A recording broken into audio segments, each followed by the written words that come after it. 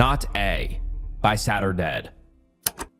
I'm not a liar, not a conspiracy theorist, not a man known to exaggerate. No one's listening. I'm throwing this message in a bottle online, hoping someone relevant picks it up. If you know me, you know. You have my number, call me. Let me explain. I'll start from the beginning. I'm a South Dakota boy. Came from a small community near the bend of the river by Crow Creek. Us East River folk live by a different tempo. We don't get a lot of big headlines, and we keep our dreams close enough to see them from our bedroom window. I wanted to be a cop like my dad. I followed in his footsteps, got my badge, and now I'm a cop too. Before this whole shitstorm started, I've been doing this job for 4 years. I was no stranger to death or disease, but it's from places you expect. Some guy ODing outside a fast food joint, a diabetic running a stop sign into oncoming traffic. We see gruesome stuff. You can't avoid that. It comes with the job, but it was never intentional, you know? It was always a consequence of bad choices or random happenstance or plain bad luck. But one day, we got a call about something I've been dreading. A driver called about spotting something off the road west of Wessington. We didn't get a lot of details, but me and my partner were the closest to check it out. Apparently, they'd found a head. A human head. Out there. It's all flat, no hills, just the occasional tree blocking the horizon. We could see this guy parked by the side of the road long before we got there. There was a couple of other people there. An old man with a bloodhound, 2 teenage boys taking pictures with their phones, and a man in overalls that reminded me of a walking blueberry with a sunflower patch on his chest. That was the driver, the guy who made the call. Russell and I parked and got out. Russell's my partner, had been for about 9 months at that point. We worked well together, but we had no contact outside of work. It was better that way. The few times we'd get personal, we figured out we were nothing alike. We had vastly different opinions and experiences. West of the river kind of folks, you know? We go up to this blueberry guy. He tilts his cap and points at the end of a fence with the butt of a cigarette. "Right there," he says. "Shit's right there." He was trying to play it off as something casual, but I could tell he was mortified. There were 3 cigarettes scattered around his feet, and at least 2 of them weren't even half finished. He was shaking bad enough to drop them. The old guy with the bloodhound had to hold his dog back.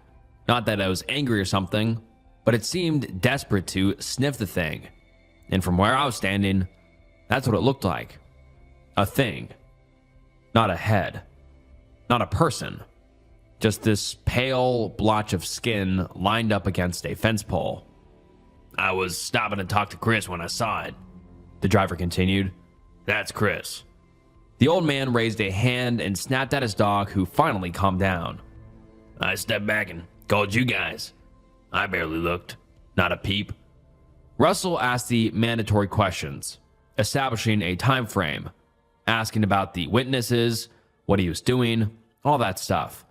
Meanwhile, I asked the teenagers to step back and explain to the old man that we had to keep the area clear. I was the first one to step up close and take a good look. Someone had to confirm that it was a human head. And it was. It was fresh. Young woman, maybe 20 to 25 years old. Mouth half open as if letting out a long sigh. Eyes closed. Without touching anything, I took some pictures. It's important to be able to show a crime scene the way you found it. You never know when the weather takes a turn. I made a couple observations. She didn't have any makeup on, and there was not a large pool of blood. The head was sort of propped up against the fence, making me think someone left it there intentionally. This was not an accident. No way. It dawned on me that I was witnessing that might be my first murder scene. Well, not a murder scene. A murder display, if anything. We called in the cavalry. As I mentioned, things like this don't happen where I grew up. Accidents, yes, but this was no accident. Couldn't be. We got a whole bunch of cars out there in less than an hour. We sectioned off a part of the farmlands to check for further body parts. We got the cadaver dogs, we called to prep for an autopsy, and we had crime scene investigators on site by late afternoon. I'd never seen that kind of mobilization. Now, I'm sure they wanted to bring in some expert from Sioux Falls, but time was a factor. We needed an early call on whether this death was the result of an accident, animal, or tool. Yes, it all pointed to a murder, but we couldn't know for sure. That wasn't our job. Before anything, we needed an initial statement.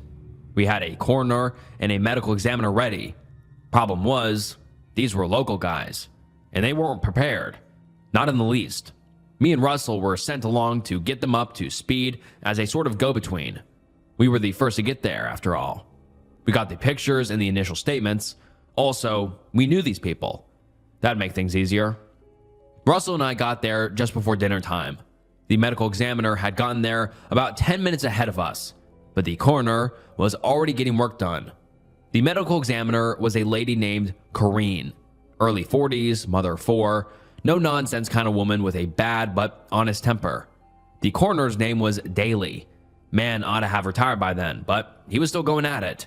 Almost 7 years old, but as sharp as ever. When we stepped in, he was already turning the head over, making observations about the wound. "Daly," Russell said as we entered. "How you holding up?" "Just dandy," Daly said, making a note. "I'm more worried about our friend here." Corrine pushed us aside and made her way to the examiner's table. Russell got a pretty good shove and rolled his eyes at her. "Since you're still looking, I take you haven't come to a conclusion." Corrine sighed. "What's the verdict?" It's easier to explain what it's not at this point," Daly said. "The wounds are about halfway patterned, halfway something else, but it depends on the time they were inflicted." "So what's the TOD? We talking days or weeks?" "I haven't got the slightest clue." That made her pause. There were several inconsistencies that Daly noted. For example, several of the usual markers that we see in corpses just weren't there. There were no flies or maggots, and many common shows of decomposition had either not manifested at all or manifested in an order that didn't make sense. For example, the inner lining of the mouth showed signs of advanced decay around the soft tissue, but there were no signs of bacteria or strong active smells. Daly couldn't make any sense of it. Russell and I stood back and watched them work. We knew Daly had a habit of not answering his emails or checking his phone, so it was better to have some boots on the ground to keep tabs on their progress. We were all going to be on call for most of the night anyway, so we figured we'd settle in for the long haul. I took a dinner break while Russell stayed behind. He'd brought leftovers that he forgot to eat for lunch. I got an hour to clear my head and fill my stomach while they kept working. I checked in with the guys still out in the field. They hadn't found anything else. No witnesses, no footprints, no track marks, no wheels, not a thing. They were checking traffic cameras going in and out of the area, but the distances required and the amount of cars passing through made the potential numbers go up in the hundreds. I could tell it was a dead end. Hell, I could tell that just by the tone of their voice. By the time I got back, Daly and Corrine were arguing. They were listing things on a whiteboard, going through them one by one and crossing things off. You could tell who'd written what. Daly had this old-fashioned cursive, while Corrine kept it simple and blocky. The smell of chemicals tickled the ranch-sprinkled taste buds on the back of my tongue, making me wish I was back outside. Russell gave me a pat on the shoulder and took a break, leaving me alone with the arguing professionals. Corrine was in the middle of a monologue, pointing at one thing at a time on the whiteboard. Not a hacksaw, not a chainsaw, not a, what do you say, piano wire? Not a piano wire, Daly agreed. Not a knife, not an axe. And we got nothing certain, Corrine continued. Not a fragment, no nothing. Daly turned to me. You got any ideas? You saw anything out there? Anything? Not a thing, I shrugged. Witness statement in the folder. This is shit, Corrine spat, flipping the folder over. Not a single thing we can use. You don't think it was wildlife? I asked. Wolves or bears? We have to find some kind of baseline before we start eliminating things it ain't, Corrine explained. We can't just start listing things it's not. Well, it's better than standing here saying nothing, Daly argued. Hold on. He flipped the whiteboard over, uncorked his pen, and started at the top. It's not a wolf, he said. What else? They went at it for hours. Not a wolf, not a bear, not a coyote, not a bobcat. Just a long list of things to exclude. They checked for fur, claw marks, teeth marks, anything.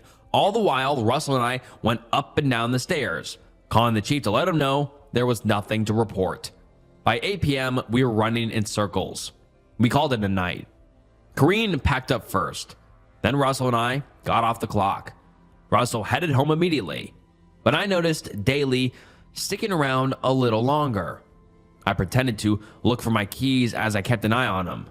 He was still talking, but not to me. We're missing something, he mumbled. We're missing something big. Like what? I asked. He looked up at me, snapping out of whatever thought was running through his head. I'm just making conversation. Pay me no mind. All right, you good to lock up? Daly waved me off with a smile, and I didn't think much of it. The next morning, we got a call about feds wanting to join in on the action. I tried to get a hold of Daly, telling him to come in a little early, but the man really can't be reached by email or text. He was coming in whenever, and that was that. Corrine, on the other hand, was already there by the time Russell and I pulled into the parking lot. She was leaning against a streetlight, tapping a pen against a notebook. Not a big machine, she mumbled. Not a small machine. Not a tool. Not a saw. Morning, Corrine, Russell yawned.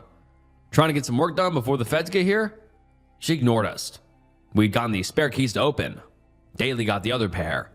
Corrine wasn't usually the one we called for these kind of things. Then again, we'd never had this kind of thing. Not really. The moment Russell clicked the lock open, Corrine shoved her way past him, this time with even more force. It was enough to make Russell go, hey, but she had no visible reaction. She kept mulling over whatever list she'd made on her notebook. She was eager to get back to it. We only had about an hour or so before reinforcements would come knocking on the door. Corrine wasn't wasting any time. She ran down the stairs, put on the bare minimum equipment, and rushed to pull the slabs out. We barely had the time to keep up with her, like she was racing against the clock. But when she pulled the slab out, there was a whole other problem. The head was gone. Russell stood there, mouth agape. He snapped out of it the moment Corrine turned to us, her eyes sunken and red. Something was off. She'd always been a bit short and snippy with us, but this was something else. I don't think Russell saw it, but I could tell she was up to something. She looked from him to me and then at the door. Not a little girl, she mumbled. Not an old lady. Not a teenager? You all right there?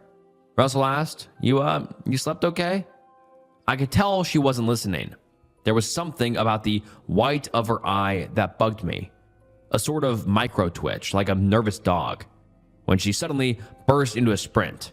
I was ready. Russell wasn't. I stepped in front of her, and she ran straight into me. She knocked herself to the ground, landing face first on the hard floor. I could hear the air pass from her lungs in a huff. I got a pretty nasty landing flat on my back, but nothing was broken. A bad bruise, but I got lucky. Russell was on her back within seconds, putting her in handcuffs. Not a snake bite, Corrine mumbled. Not a hound, not a house cat, not a gunshot. What the hell, Russell gasped. What's wrong with you? Not a thing wrong, not a question answered, not a long way to go. Corrine, Russell yelled. You hear me? I was already calling for another squad car. Time was of the essence. We had a missing head and Daly wasn't around. I prayed to God he'd just overslept, but I had this sinking feeling in my gut that he hadn't. There was something about the way he'd lingered the other night that made me think he might have done something he shouldn't. Another car was sent to check on Daly, but he wasn't at his apartment. Another car went to check his office, but there was no one there either. We ended up combing through whatever contacts we thought might be useful. Russell and I had our coffees, making mental lists out loud. His ex-wife, I said. I know he got one of those. I don't think he made it to Florida overnight. His car's still in the driveway. So, not ex-wife, I said. Not an ex-wife, Russell agreed. Not a chance, not a... I turned to look at him as he tapered off. He stared at the steering wheel, coffee hanging limp in his hand. His eyes glassed over, and I could see a bubble of spit pooling in the corner of his mouth. He wasn't blinking. Russell? He blinked, dropping his coffee straight into his lap. It wasn't that hot, but he was up and about within less than a second, cursing like a sailor. He kicked the cup down the street like it owed him money and got back in the car, wiping the seat in his pants with a blanket from the glove box. You okay? Not about to get sick, not now. You sure? You seem out of it. You really think Staley stole the damn head? Russell said, changing the subject. You think he'd do that? I mean, he could have. I mean, it's possible. What's the odds of him and them both disappearing without him being involved? Not a snowball's chance in hell. Exactly. Not a chance. I gave Russell another look. He was clearly thinking about something, but I couldn't put my finger on it. I tapped him on the shoulder and handed him my coffee. I think you need this more than I do. I'll take the wheel for a bit. We spent most of the early day driving around town, asking questions. We had a couple of vague leads, but it's like we were spinning tires, stuck in the mud. Russell was getting frustrated, so the chief asked us to do something else for a bit. They were busy dealing with the feds anyway, and they had 4 different squad cars out looking for Daly. We were sent to check on a roadside diner, old folks kind of place. It had been closed all day, and the waitress working the lunch shift was getting worried. The owner wasn't answering their phone, and there'd been no notice ahead of time. There was just a note in the window saying closed. It wasn't a high priority call, but it gave us something to do. That is, I noticed something curious. We went to check up on the place before we headed to the owner's registered address for a house call. But when I got a closer look at the sign, I noticed it was written in a beautiful cursive. I elbowed Russell and pointed. You see that? He nodded, moving in to get a closer look. Not a common thing around here, Russell said. Owner's got arthritis. You don't think he wrote that? No. He coughed. Now that I think about it, I think I've seen Daly around here before. You have? When? Not long. Russell trailed off, falling silently. I gave him a couple of seconds. This time, I wasn't going to snap him out of it. I wanted to see what was going on. He stood there for a full minute. I counted. It was a full minute. Then he almost toppled over, tipping forward like a falling tree. That's when I rushed to catch him. If I hadn't, he'd have gotten a face full of gravel. He immediately went on the defensive, straightening his back out. I'm okay, he insisted. I'm okay. You gotta talk to me. I'm okay, whatever. I'm okay, nada. Stop saying that. You keep saying that and you zone out. Saying what? I blinked. I didn't want to say it. There was something dangerous in it. Like turning a key to a door you didn't want to open. I shook it out of my head and headed for the car. Before I got halfway, Russell was going around the back. He wasn't about to wait. He was heading inside, with or without me. I had to stop whatever I was doing to catch up with him. I called out to him, but he was heading for the back door. Before I got to him, he'd cracked a window and shoved the door open. He was rushing inside with the same urgency that Corrine had, except I wasn't there to tackle him. Last thing I saw before he rounded the corner was him pulling out his gun. I called out for backup as I ran after him. I stopped dead in my tracks a couple steps inside the kitchen. The owner was on the floor, face down in a pool of blood. You could smell death on him. Russell had stepped over him, heading straight for the front of the diner. This wasn't like him. Russell was not a hothead, not a thrill seeker. If anything, he was the controlled one. Russell, I called out. Gotta step back. Backup's on the way. There was no answer. Instead, he rushed straight to the front and stopped. I followed him, rounding the corner.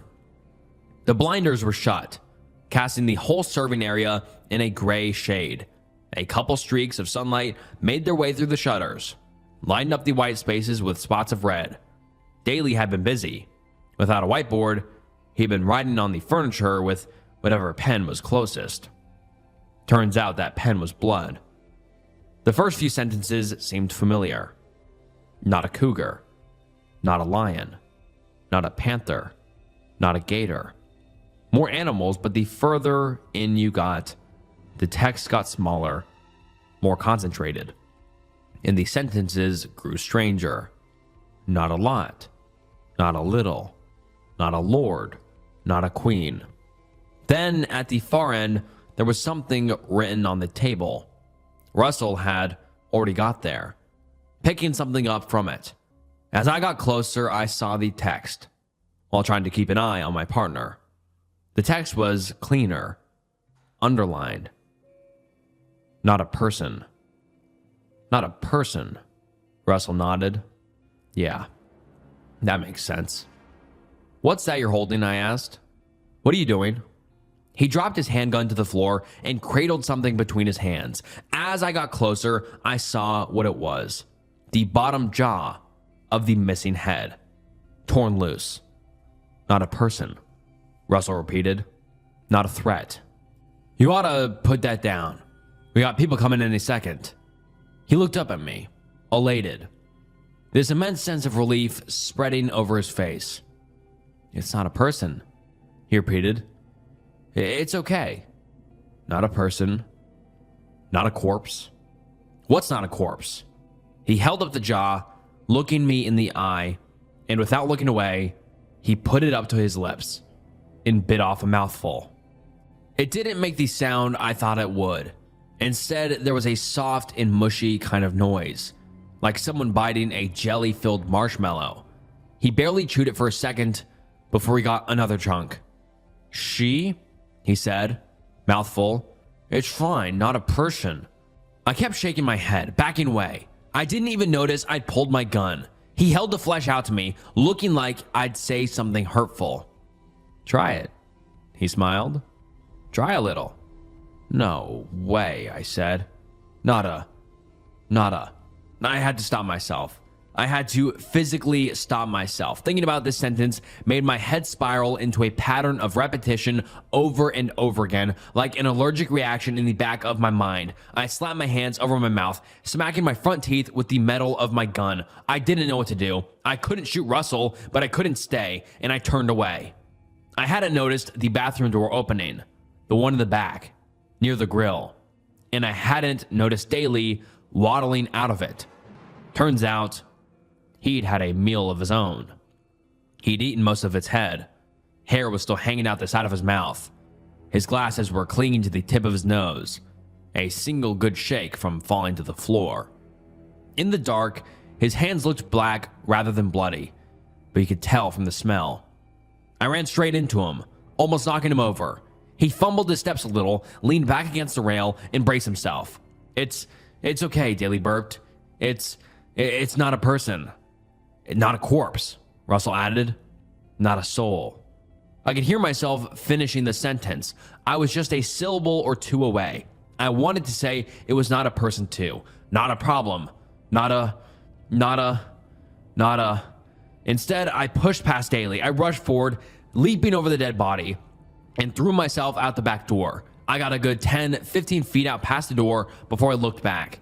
Daly and Russell were both standing by my door, looking at me. They weren't chasing me off or trying to talk me down.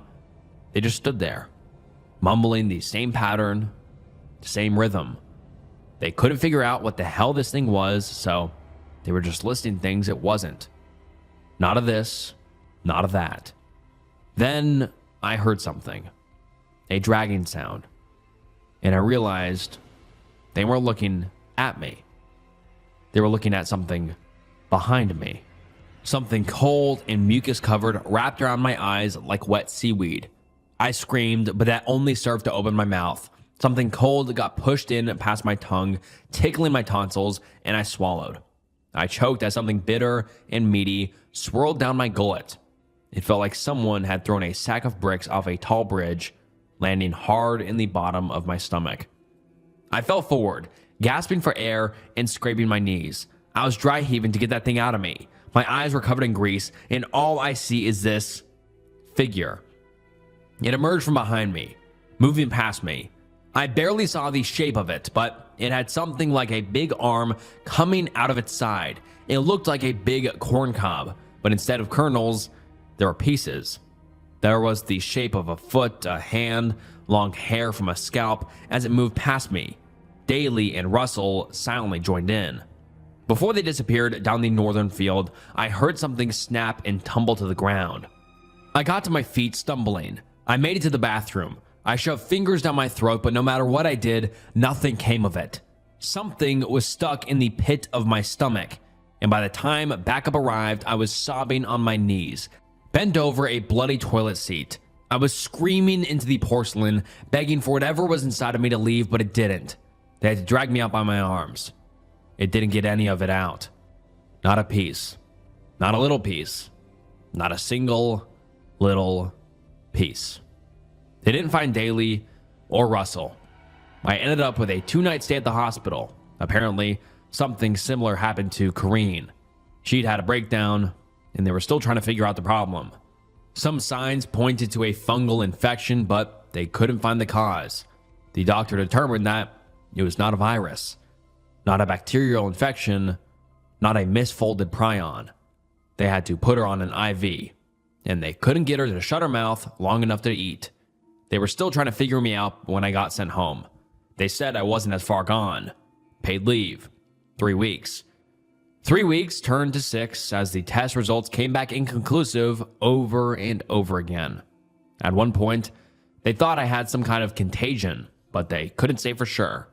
Someone mentioned narcotics, but it just turned into a long list of negative tests. I switched doctors 3 times as they kept tripping over their own diagnoses. One of them ended up taking their own sick leave after a while. I've been trying to figure out a way to get rid of this. I sit up at night, staring at the wall, drawing on my cheap wallpaper with a black pen. I want to help them. I want to figure this out. I write what I know to be true, over and over. It's not a threat, not a person, not a human, not a corpse. I had to give myself a reason to write again. I've been trying to resist it for so long. It's like whistling a song that you know you can't stop humming. If you start, it'll be on your mind all day. But I'll just do it. I'll do it until I get it out of my system. I don't care if it takes days, or weeks, or months. I'll figure it out. I'll get it out. And once it's gone, I'll be back here to figure this out.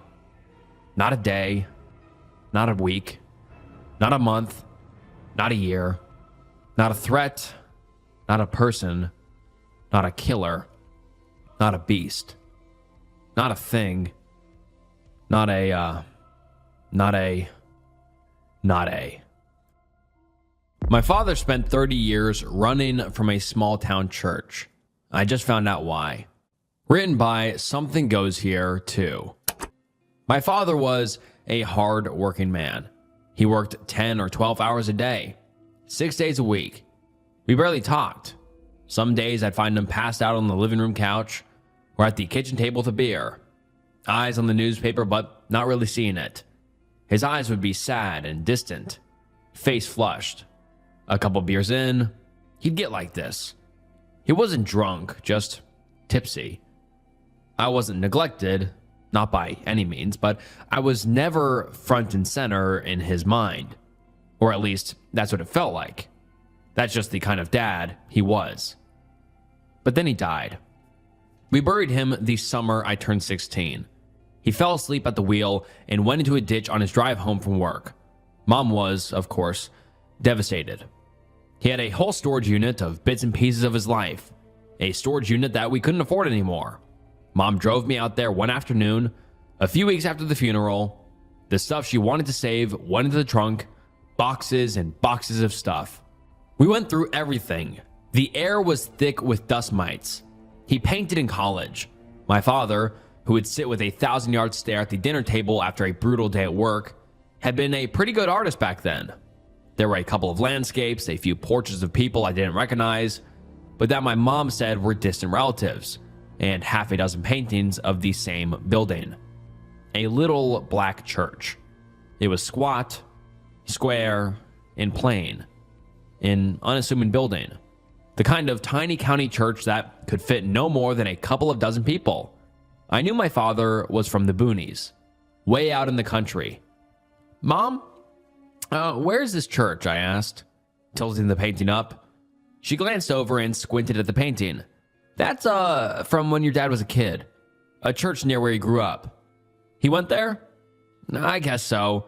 He painted it enough." She turned back to the box she was sorting through. "Your father didn't really talk about his childhood. I met him at college. He'd already left all that behind by then.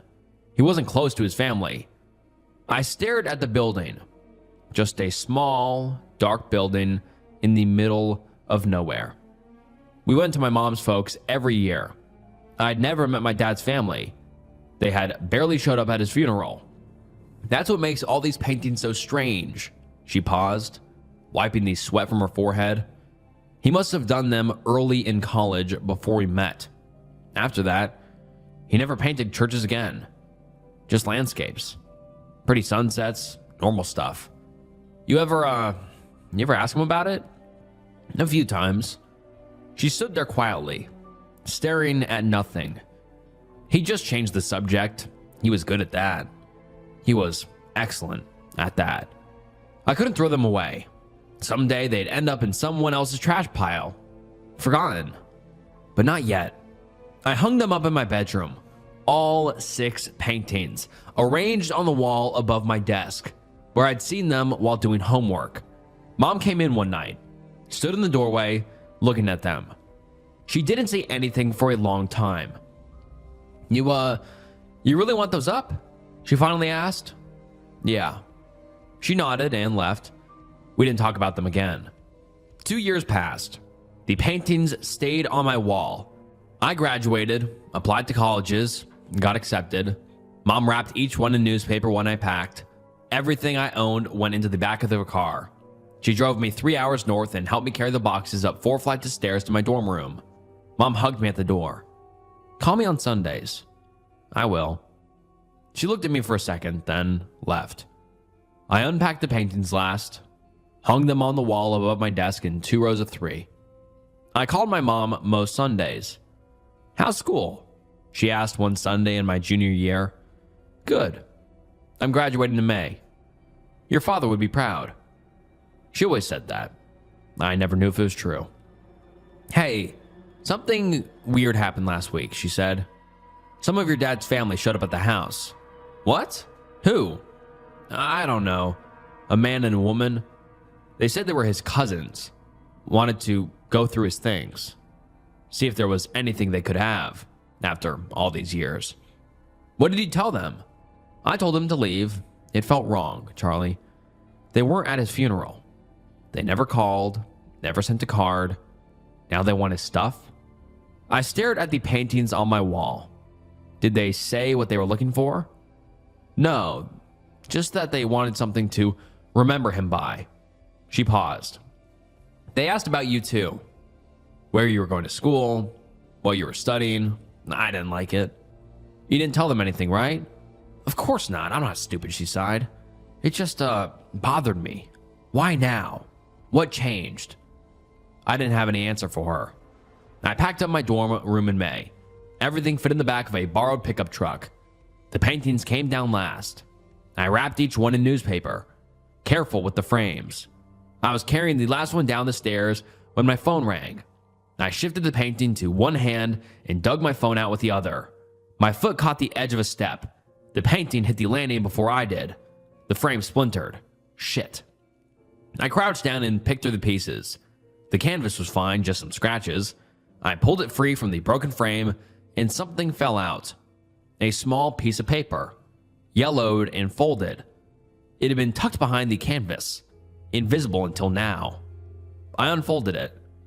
My father's handwriting. And the note reads as follows. "Honey, my death likely brought this letter to your hands. I should have burned these paintings years ago. My hands shook every time I reached for the lighter. These canvases are proof of my past. I kept them to remind myself why I had to leave that place. I ran from the church because the alternative was losing my soul. Their beliefs and their actions were rot. I refused to raise a family in that shadow. I refused to let their influence touch our lives. If they ever come looking for you, you must run. Do not seek answers. Do not try to understand the nature of their hunger. Just go. Your safety and Charlie's life are the only things that matter now. My phone was still on the ground where I dropped it.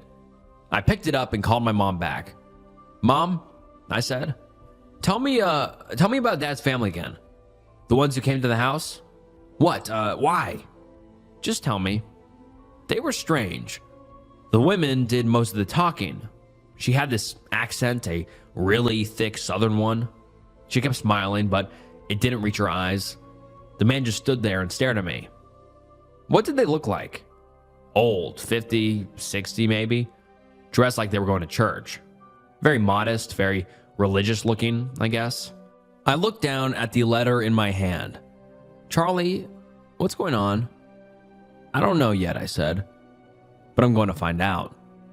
I found a forum where people researched obscure religious movements. I posted a picture of one of the paintings and said I was looking for information about my father's childhood.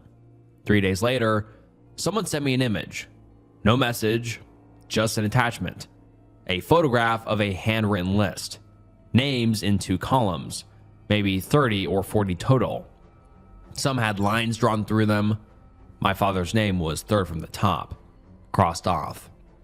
I searched the marked out names, found 17 matches. All of them had been born in the same cluster of small towns. All of them had left and started new lives somewhere else.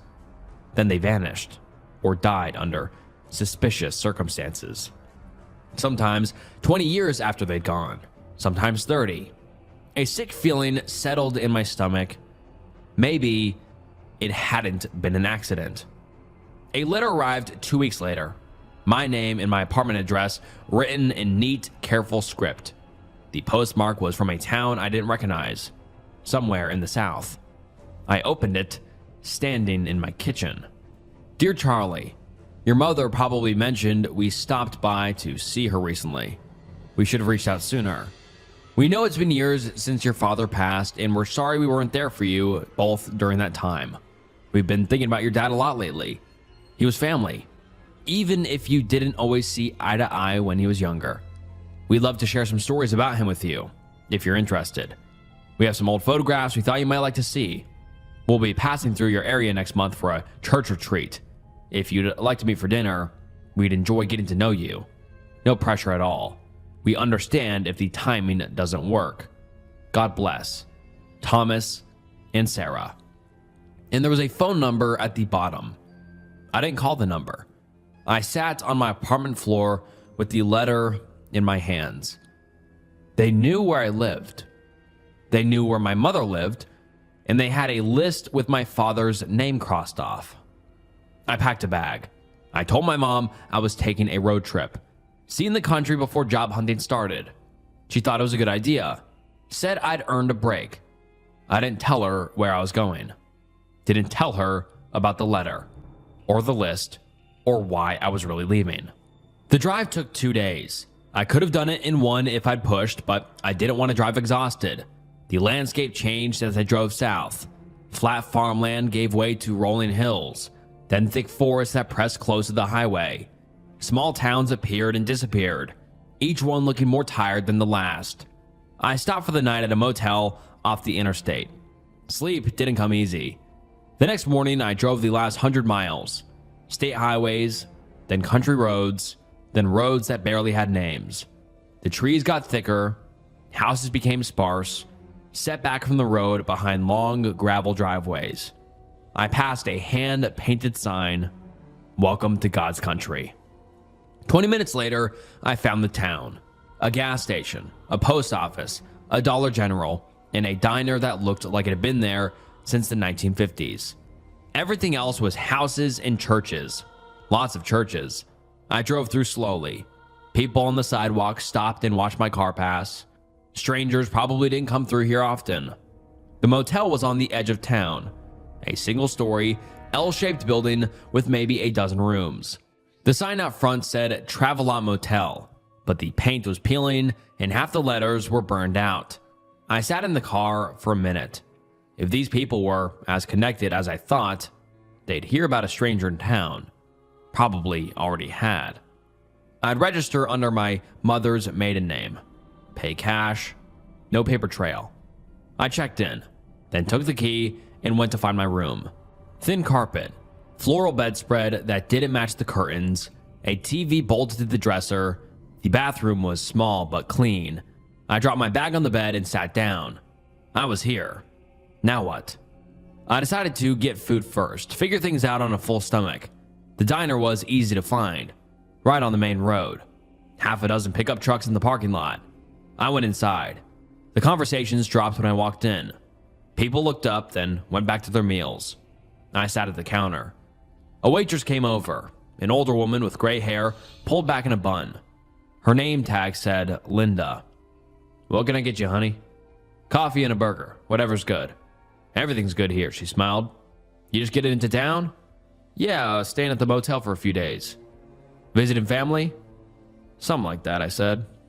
She nodded and went back to put my order in. I sipped my coffee and looked around. The walls were covered in old photographs, the town in different eras. My burger came. I ate it slowly, listening to the surrounding conversations. Mostly talk about work, weather, whose kid was doing what, normal small town stuff. But there was an undercurrent I couldn't quite place.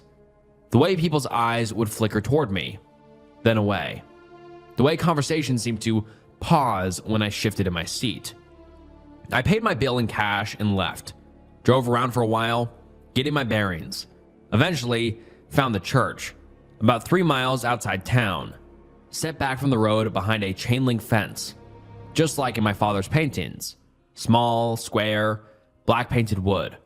A gravel parking lot with weeds growing through the cracks. A hand-painted sign read Church of the Narrow Gate.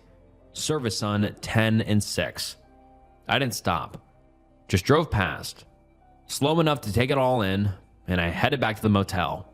I woke up before the alarm, showered in the tiny bathroom, and put on the closest thing I had to church clothes. Dark jeans, button-down shirt. I looked at myself in the mirror. I looked like my father.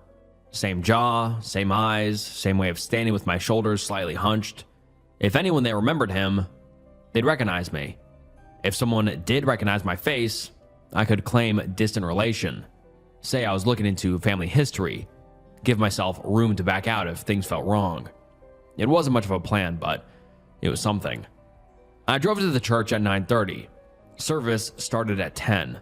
The parking lot had maybe a dozen cars in it. All older models, all clean despite the dirt roads. I parked at the edge and sat there for a minute.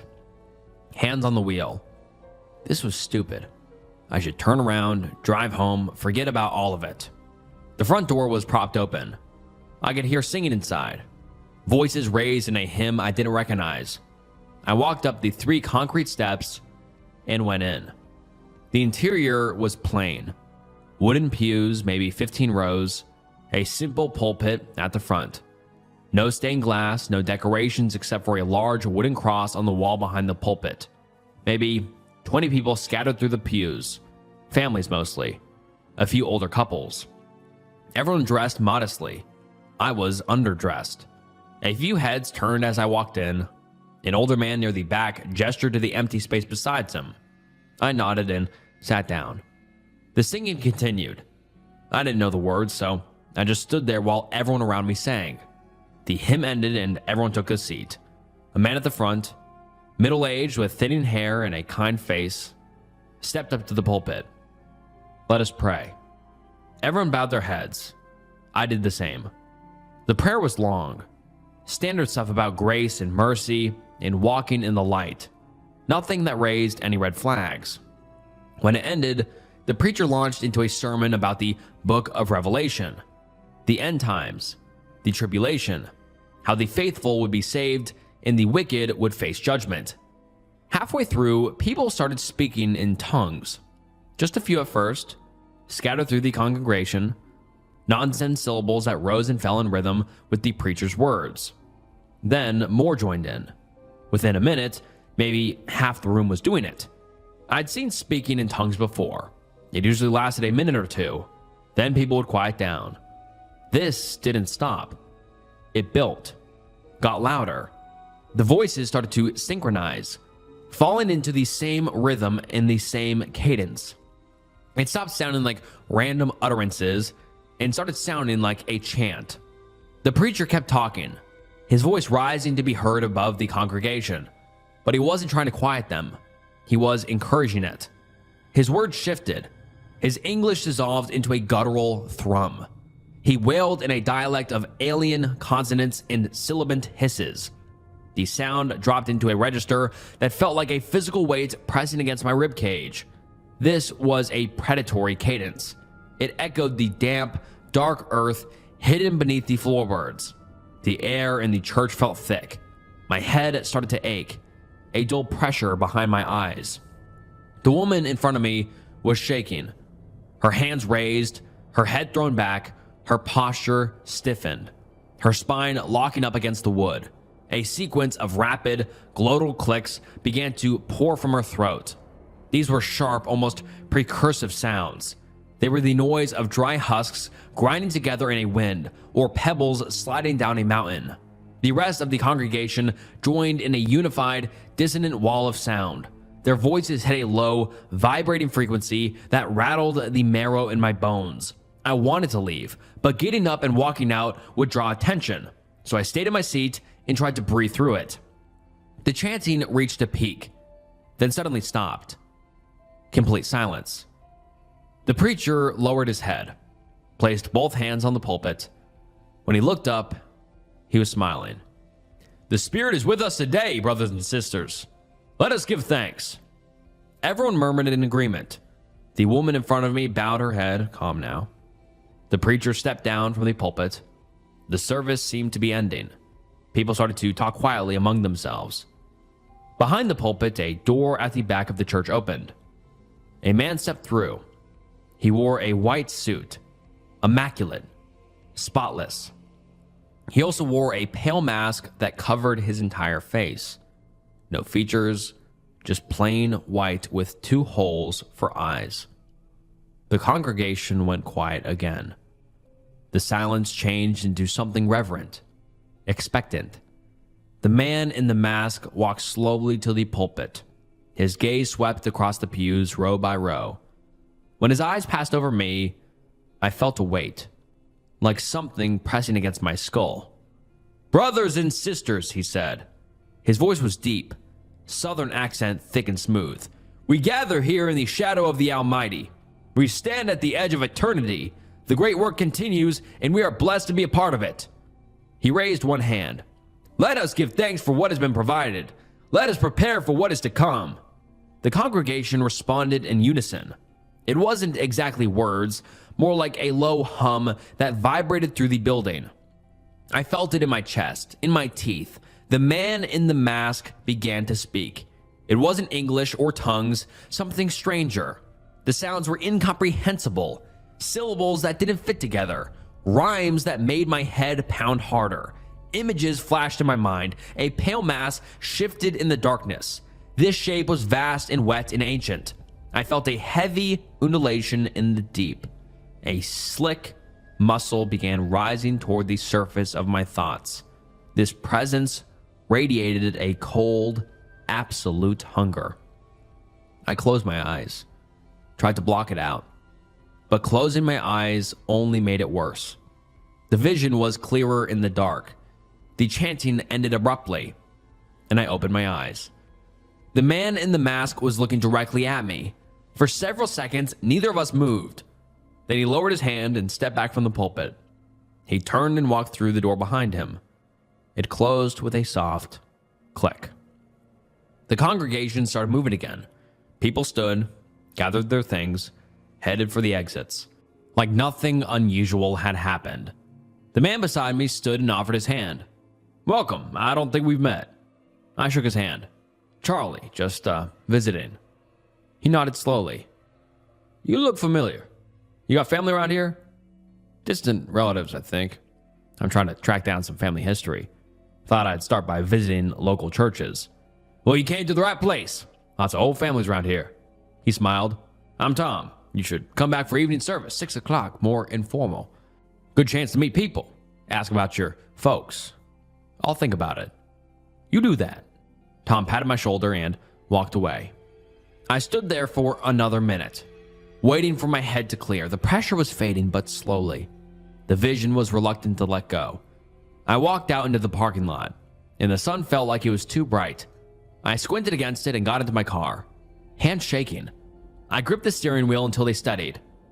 I'd seen something, or felt something. I didn't know which, but it had been real. There was something in that church, something that responded when they called to it, and they all acted like it was normal. I drove back to the motel and sat on the bed, staring at the wall. Evening service was at 6. I had a few hours. I wasn't going back for evening service. I'd seen enough. Now I needed to see what they didn't want visitors to see. I needed to come back at night. I spent the afternoon at the diner. Coffee and pie I didn't touch. Linda refilled my cup. A few locals nodded at me. They'd probably seen me at the morning service. By the time I got back to the motel, it was almost dark. I sat in my room and waited. Watched the clock tick past 6, past 7, past 8. Evening service would be over by now. I changed into dark clothes, jeans, black t-shirt, hoodie, put my phone in my pocket, made sure it was on silent. The drive to the church only took 10 minutes. I killed my headlights a quarter-mile out and coasted the rest of the way, parking on the shoulder behind a stand of trees. The church sat dark against the night sky. No cars in the parking lot, no lights in the windows. I watched for 5 minutes. Nothing moved. I circled around the building. The back had a small window, the kind that tilted out for ventilation. It was latched, but the latch looked old. I found a rock in the gravel and used it to tap at the frame until the wood splintered enough for me to work the latch free. The window swung open. I pulled myself up and through, landing hard on the floor inside. I was in a storage room. Shelves lined the walls, stacked with hymnals and boxes of candles. A door on the far side led into the main sanctuary. I pulled out my phone and turned on the flashlight. The sanctuary looked different at night. The cross on the wall behind the pulpit seemed larger somehow. I walked down the center aisle. The door behind the pulpit, that's where the man in the mask had come from. I walked up the steps to the platform and tried the handle. Unlocked. Behind it, a dim hallway. My phone's flashlight seemed muted, as though the darkness was pressing back against it. I could see another door at the far end, but nothing else. The hallway smelled like damp earth. The door at the end was unlocked as well, and opened to a stairwell. Concrete steps leading down into the darkness. The smell was stronger there. I covered my nose with my sleeve and started down. The stairs went deeper than they should have. One flight, then another, then another. The temperature dropped. The walls changed from concrete to rough stone. Water seeped through the cracks, making everything slick. At the bottom, a tunnel, carved through the rock, shored up in places with old timber beams, looking like an old-time gold mine. Electric lights hung from the ceiling every 20 feet or so, bare bulbs that cast weak yellow lights. Someone had been down here recently. The lights were on. The tunnel opened into a chamber. It was large, maybe the size of a gymnasium. The ceiling was high and disappeared into shadow. The floor sloped gently down toward the center, where the room opened into a vast pit. Around the pit, symbols had been carved into the stone, geometric patterns I couldn't quite understand. My eyes kept sliding off them. And at the edge of the pit, there were people. I quickly ducked behind a support timber. I counted maybe a dozen figures in white robes, standing in a circle at the edge. They were chanting, the same inhuman noise I'd heard during the service. It resonated through the chamber, through my bones. In the center of the circle stood the man in the white suit and the pale mask. Kneeling in front of him, hands bound, was a young woman in white shorts and a t-shirt. She was blindfolded. She was crying, trying to pull away from the hands holding her, but the people in robes didn't let go. The man in the mask raised his arms. The chanting grew louder. Something in the pit answered, rising slowly. A pale shape in the darkness, glistening, wet. My eyes tried to follow the edges of it, find where one part ended and another began, but the edges kept moving, reorganizing. A surface that might have been skin split open and folded back on itself. Something that looked like a milky and unfocused eye rolled to the surface before sinking back down into the mass. A cluster of what might have been tentacles emerging from a different section, flexing and curling before they were absorbed back into the hole. It was massive. What I could see peeking over the edge was just a fraction of it. The rest extended down into the pit, into depths I couldn't understand. Pain spiked behind my eyes. I pressed my palms against my temples. The pressure didn't help. My vision blurred at the edges. I blinked hard. The thing was still there, still rising. My teeth ached. My jaw was clenched so tight I thought something might crack. I tried to relax the muscles, but couldn't. A high-pitched ringing started in my ears. Under it, a sound like static, or wet things moving against each other. I started shaking. I felt like I was outside my body looking in. They pulled the blindfold off the woman. She saw the abomination and began screaming, snapping me back to awareness. The robed figures lifted her and carried her to the edge of the pit. She fought, but there were too many of them. They held her over the edge, suspended above the thing below, then they threw her down. The thing began to descend back into the pit, taking her with it. Her screams faded as it pulled her down into the darkness, down until I couldn't hear her screams anymore. The robed figures lowered their heads. The man in the mask stepped back from the edge, and every head turned towards me. I must have made a sound. Or maybe they'd known I was there the whole time. The robed figures moved calmly and deliberately towards me. I staggered backward, away from the outcropping. My legs felt like they weren't working right. I tried to run, but my body wasn't responding. Static ran through my nerves. I made a few steps before my legs gave out. Hands grabbed me, pulled me upright. I didn't fight. What was the point? They dragged me back towards the pit. I thought they were going to throw me in, feed me to that thing waiting below, but they didn't. They pulled me past the pit, toward another tunnel I hadn't noticed, deeper into the earth. The man in the mask walked alongside. He didn't say anything, just watched as they carried me away. The last thing I remember before the darkness took me was a white rag, reeking faintly of something chemical, covering my mouth. Then nothing. Whatever they had used to drug me was wearing off, but my mind still felt thick. My awareness slowly floated up out of the pit of black velvet it had been stewing in. I was hanging by my arms from overhead. I looked up. Thick chains bound my wrists and dug into my skin. A gag filled my mouth that tasted faintly of rubber. I tried to swallow but couldn't. A single naked light bulb hung above me, casting deep shadows around the rest of the room. I had completely fucked up. I knew what rooms like this were used for. I knew what was coming. The metal door creaked open, and the male with the pale mask and the crisp white suit from the ceremony walked in. He cocked his head to the side and smiled a joyless smile. "I'm gonna break you, boy, and there's nothing you can do about it." It almost sounded ridiculous in his deep southern accent, like I was being threatened by Colonel Sanders, but there was absolutely nothing funny about the quiet malice in his voice. He circled around me, dragging something long and thin that I couldn't quite make out across the bare floor. The anticipation made my guts feel cold and twisted. I heard the first strike whip through the air before it landed. Across my shoulders, a line of burning pain. I jerked and twisted against the chains as my back exploded into fire. A cane. A bamboo cane. Shit. You came here thinking you'd be the one, didn't you? He kept circling. The one to expose us. The one to save everyone.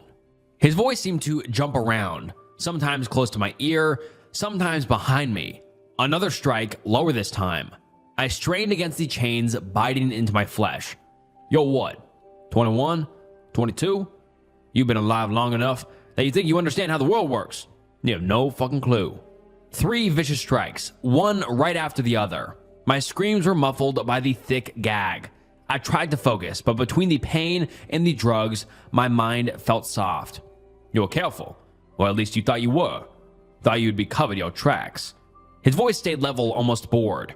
You thought you were smarter than the people who've been doing this for 30 fucking years. He stopped, and I heard him take a deep breath. The arrogance of youth. You can't help it. The end of the cane tapped against my skull. Once, twice. You still think you're special. Nobody's coming for you, and nobody knows where you are. He was in front of me now, crouching down. Through the pain and the tears, the mask was just a blur of white. And in a week, nobody will remember. They should be looking. He stood. He started circling again. You'll understand eventually, if there's enough of you left to understand anything. Time stopped meaning much after a while. They took my clothes and gave me an oversized pair of joggers and a t-shirt to wear. They'd moved me from the room with the chains to a cell. Brick walls, no windows, a metal door with a slot for food. Then back to the room with the chains. The cult leader would come. The cane would come out. I'd scream until my voice gave out. Then scream some more. Sometimes it was the cult leader. Sometimes it was others. Men in robes who didn't speak, just did what they were told. They gave me water and enough food to keep me alive, but that was it. The horror wasn't in the pain, but in the mechanical, tireless way they went about their work. They moved with the efficiency of a machine designed to harvest rather than to punish. I lost track of how many times they dragged me back to that room. The days bled together, but I'm sure it had been at least a week or more. One night, or maybe it was day, the lock clicked quietly. I braced myself for what was to come, but instead, the door eased open a few inches and I caught a flash of a light blue eye and a face that looked familiar. Then footsteps faded down the corridor. I stared at it a while. This had to be a trick. A test. They were watching to see if I'd try to run so they could punish me worse. But I was already broken. What more could they do? I pulled myself to my feet using the wall. Every movement set fire through my back. I stepped into the hallway. The tunnel branched. I took the path that sloped upward. Figured up was good. Up meant service. Up meant out. I heard two voices ahead. One of them was the cult leader. I'd know that smooth southern drawl anywhere. The other voice was unfamiliar. Pleading. I followed the sound. The tunnel opened into the chamber with the pit. The same place I'd watched them feed the woman to that thing. Only two people this time. Just the man in the white suit standing by the edge of the pit, and another man on his knees in front of him. The kneeling man was older, maybe 50, with my father's eyes. My father's face.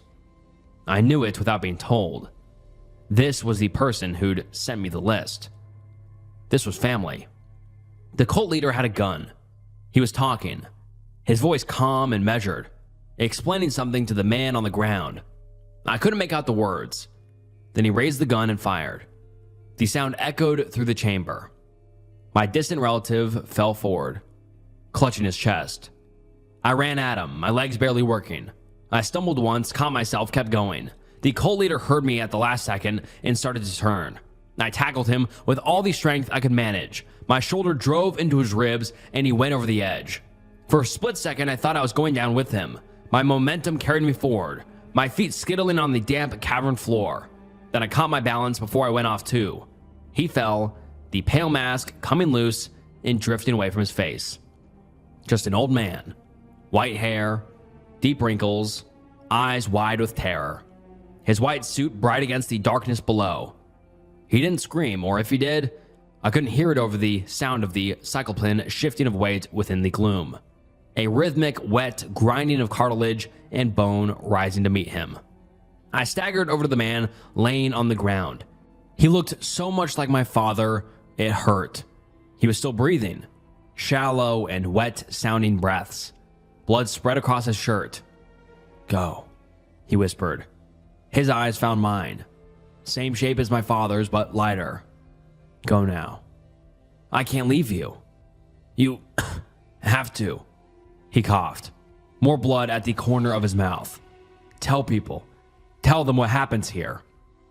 Sounds rose from the pit, screams and wet, ripping noises, then nothing. He fumbled at his pocket, pulling out keys and pressed them into my palm. My car, blue Ford, parking lot, clothes, wallet, phone. Everything you came here with is in the trunk. Come with me. Can't. His breathing was getting worse. I'm sorry about your father, about all of it. I should have done this years ago. What's your name? He smiled, blood staining his teeth. Daniel. I'm Charlie. I know. His eyes started to close. Run, Charlie. I ran back through the tunnels, up the stairs. I burst through the door behind the pulpit, into the church sanctuary. Early morning light came through the windows. The front doors were locked from the inside. I flipped the bolt and ran outside. The parking lot was empty except for a few cars. A blue Ford, 20 years old, rusted around the edges. I got my stuff out of the trunk and started driving. I didn't know where I was going at first, just away. But after an hour, I realized I was heading north, toward home, toward my mother. I needed to warn her. I had to tell her everything. But more importantly, to make sure she was safe. I drove for hours. I stopped once at a gas station and used the bathroom to wash the worst of the blood off. The clerk stared at me but didn't say anything. Once I was back on the road, I tried to call my mother 3 times. No answer. She was fine. She had to be fine. I crossed the state line. 2 more hours to go home. My phone rang. Unknown number. I almost didn't answer. Hello? Is this Charlie? A man's voice. Official sounding. My stomach dropped. Yes? This is Detective Garrett with the County Sheriff's Department. I'm calling about your mother, Sandra. There's been a incident at her residence. We need you to come. What happened? Sir, I think it's better if we discuss this in person. Are you in the area? What happened to my mother? Silence on the other end. Then there was a fire. I'm very sorry. The rest of the conversation was white noise. I don't remember what he said or what I said back. I remember pulling over to the side of the highway, sitting there with my hands on the wheel, staring at nothing. Then I was driving again. I pulled onto my mother's street just after 9. The house was dark. The roof was gone. The walls were blackened shells. Yellow crime scene tape stretched across the front yard. A single patrol car sat at the curb, but no fire trucks. No ambulances. They had already taken her away. I parked and got out. Walked toward the house like I was in a dream.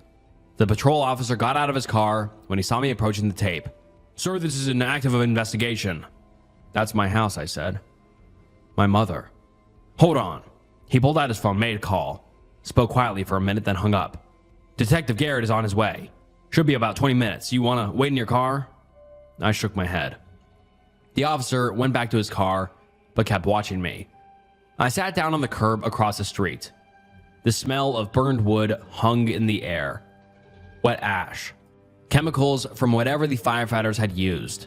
A neighbor's porch light came on. Mrs. Patterson from 2 doors down. She came out in her bathrobe, saw me, and started crying before she even made it across her yard. She sat next to me on the curb, said she'd seen my mother just yesterday morning. They talked about the garden. Then last night, around 7, she'd smelled smoke. Called 911. By the time the trucks got there, the whole house was engulfed. Detective Garrett arrived 15 minutes later, got out of an unmarked sedan, walked over to where I was sitting. Structure fire. Arson investigator. My mother's body. I'm so sorry for your loss. I asked when it happened. He checked his notes. Yesterday evening. They had already won. Before I even pushed their leader into the pit, they'd already taken what mattered. I sat there and stared at the ruins of the house where I'd grown up. Nothing was left. The detective asked if I knew of anyone who would want to hurt my mother. Any threats, any unusual contact in recent weeks. What could I say? That a cult in the middle of nowhere fed people to a monster underground, and they killed my mother to tie up loose ends? He'd think I was crazy, or in shock, or both. So I said no. Said I couldn't think of anyone. Said my mother was a good person who didn't have enemies. He gave me his card, told me to call if I remembered anything, and said they'd be in touch. I sat on the curb until the police left too. Until it was just me in the burned house. My father had run from that church to protect his family. He'd spent 30 years keeping his distance, never looking back, never mentioning it. I'd undone all of it in a few weeks because I found a letter and thought I deserved answers. And my mother had paid the price. I regret participating in a deja vu study written by Kasti Ongi. And I'm sorry if I mispronounced that, but let's get into it. I don't really want to get into why, but I lost my job and needed some quick cash. I've done various research studies and medical trials for cash before, so I thought it would be an easy way to get something to help hold me off until I could find another gig. I came across an ad for a medical study that paid surprisingly well, so I signed up without thinking too much of it. The building was huge, and I got turned around. The long, identical, white hallways all meshed together as one in my head as I tried to find room 312. I arrived late, but the staff was kind and understanding.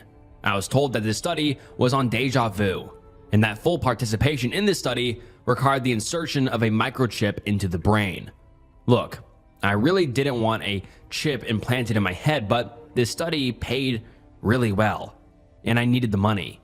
They told me that deja vu was like a glitch in a particular area of the brain, which they had been able to isolate. Upon insertion, the chip would cause a constant, minor stress to that area of the brain, making deja vu more likely to occur. All I had to do was record the details of what happened leading up to an episode of deja vu that I experienced. That way, they could identify patterns and specific triggers, which they could then use to trigger an episode of deja vu on me inside the lab. There, they could record and monitor the episode for their research. I signed the consent forms and the procedures was done right then and there. It was a bit nerve-wracking to be awake while something went into my skull, but overall, it was relatively quick and painless. I did, however, experience a dull ache at the insertion site afterwards, which was one of the side effects they had listed. The other possible side effects included nausea and insomnia, as well as phantom odors, minor confusion, and increased heart rate during an episode. So I expected to have some side effects. I expected to have some minor confusion, but what I have experienced since then has gone so far beyond that I no longer know what to do. I'll start with my first episode, which was so tame in comparison to the others, but at the time, really unsettled me. It was about a week after the insertion. I made my morning coffee the same way I do every single morning. I started up a pot of coffee, took the cream out of the fridge, and grabbed a mug, all while the coffee was brewing. The coffee finished brewing, so I picked up the pot and began to pour the coffee into my cup. That's when I felt it. It came on like a rush, as if I'd ridden a wave backwards in time and was reliving a recording of the moment that had passed only seconds ago.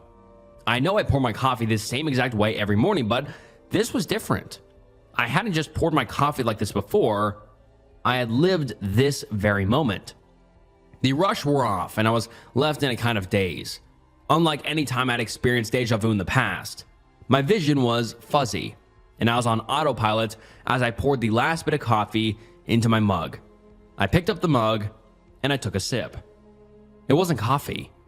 The unfamiliar taste caused me to snap out of my daze. The mug was filled with pure cream. Puzzled, I stared at it for some time as I tried to figure out what on earth had just happened. I know I wasn't paying full attention, but I so vividly remember picking up the pot of coffee and pouring it into my mug.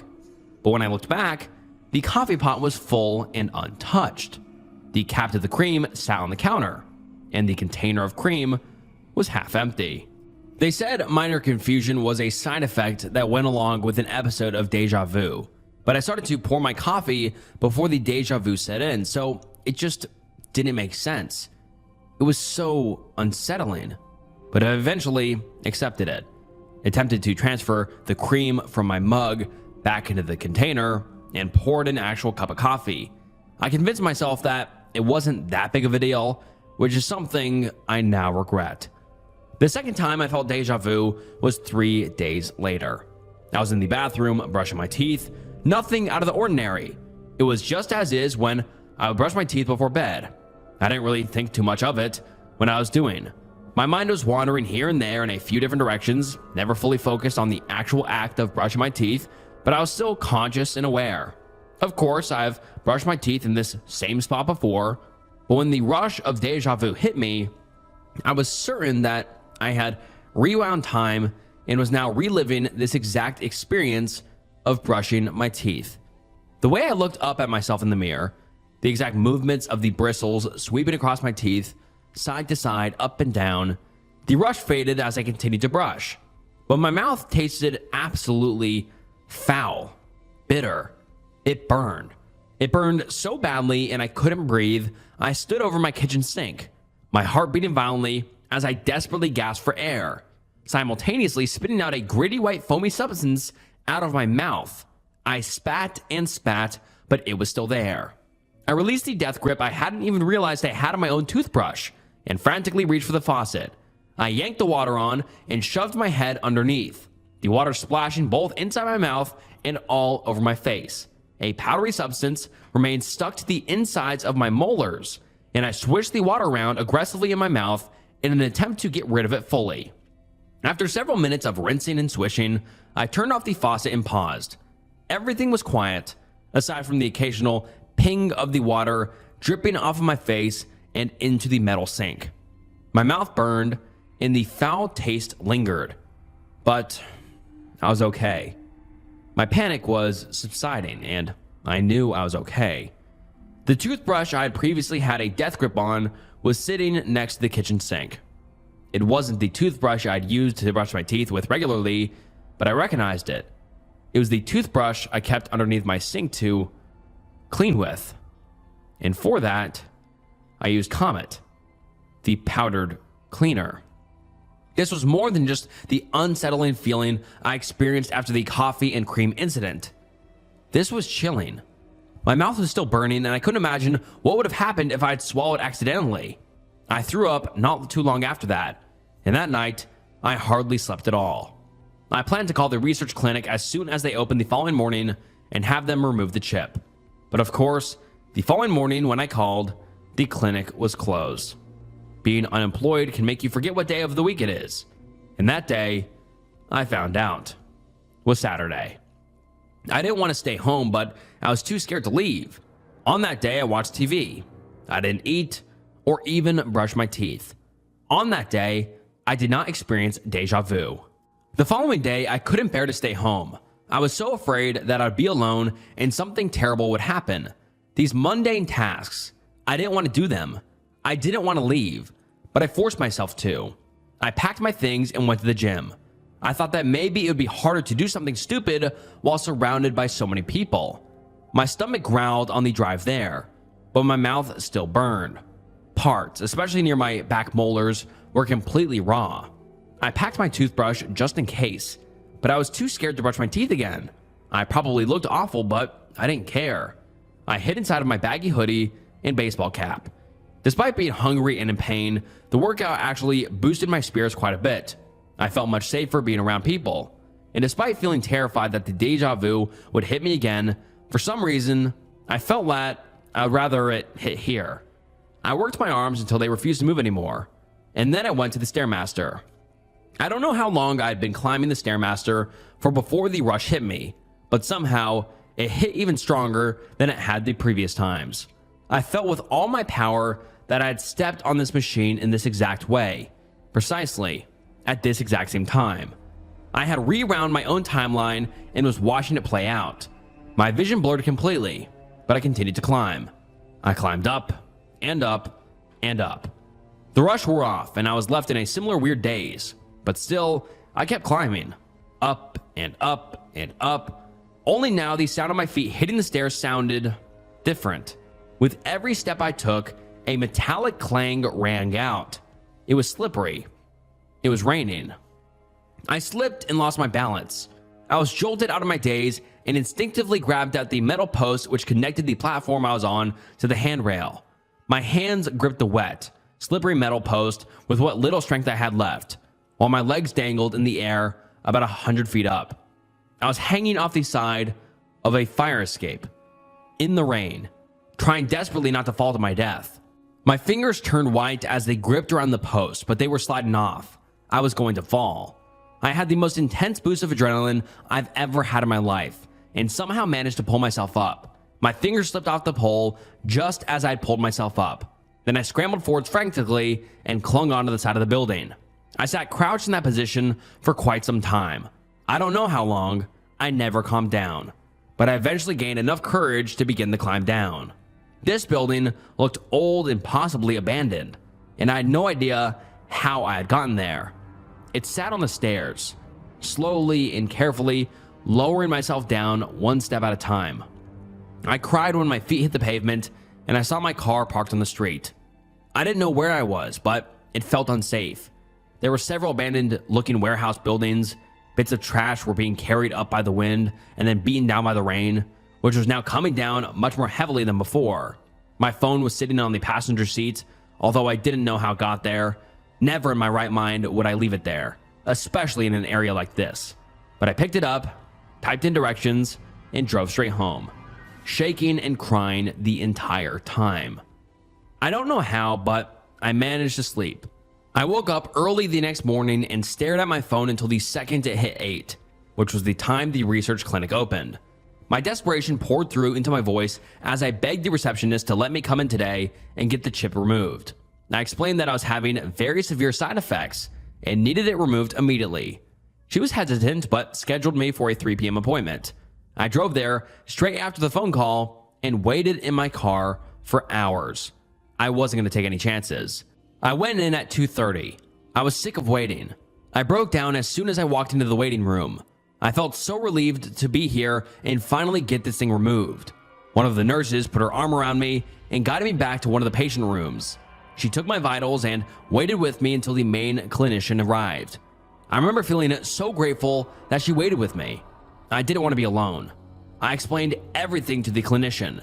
He had the audacity to try to convince me to keep the chip in, but I wasn't going to budge. Not after what happened. He explained that confusion was a common side effect, but I told him I didn't care. I told him his research wasn't as important as my life, and he reluctantly agreed to remove the chip.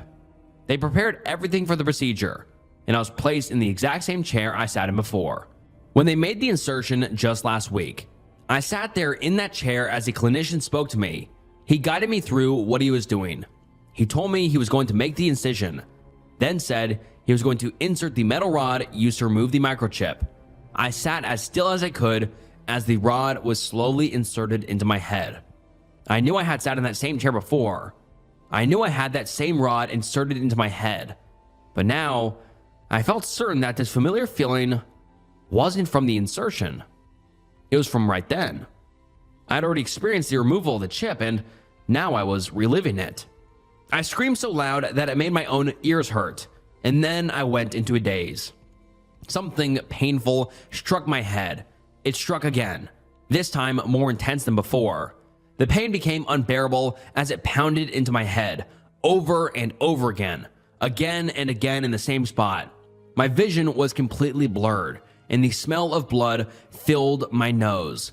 I snapped out of my daze and nearly vomited due to the pain. My eyes darted from side to side. I was afraid to move, but when I looked around, there was no one there.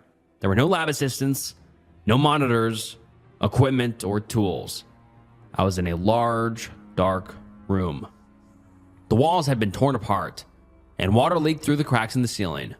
It was dark, damp, and smelled of mold.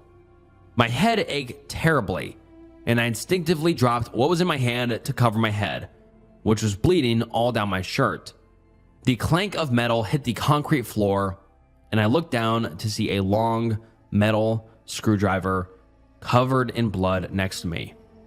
I was sitting in this old, rundown warehouse with blood pouring from my head and a screwdriver next to me. No one else was here. I had done this.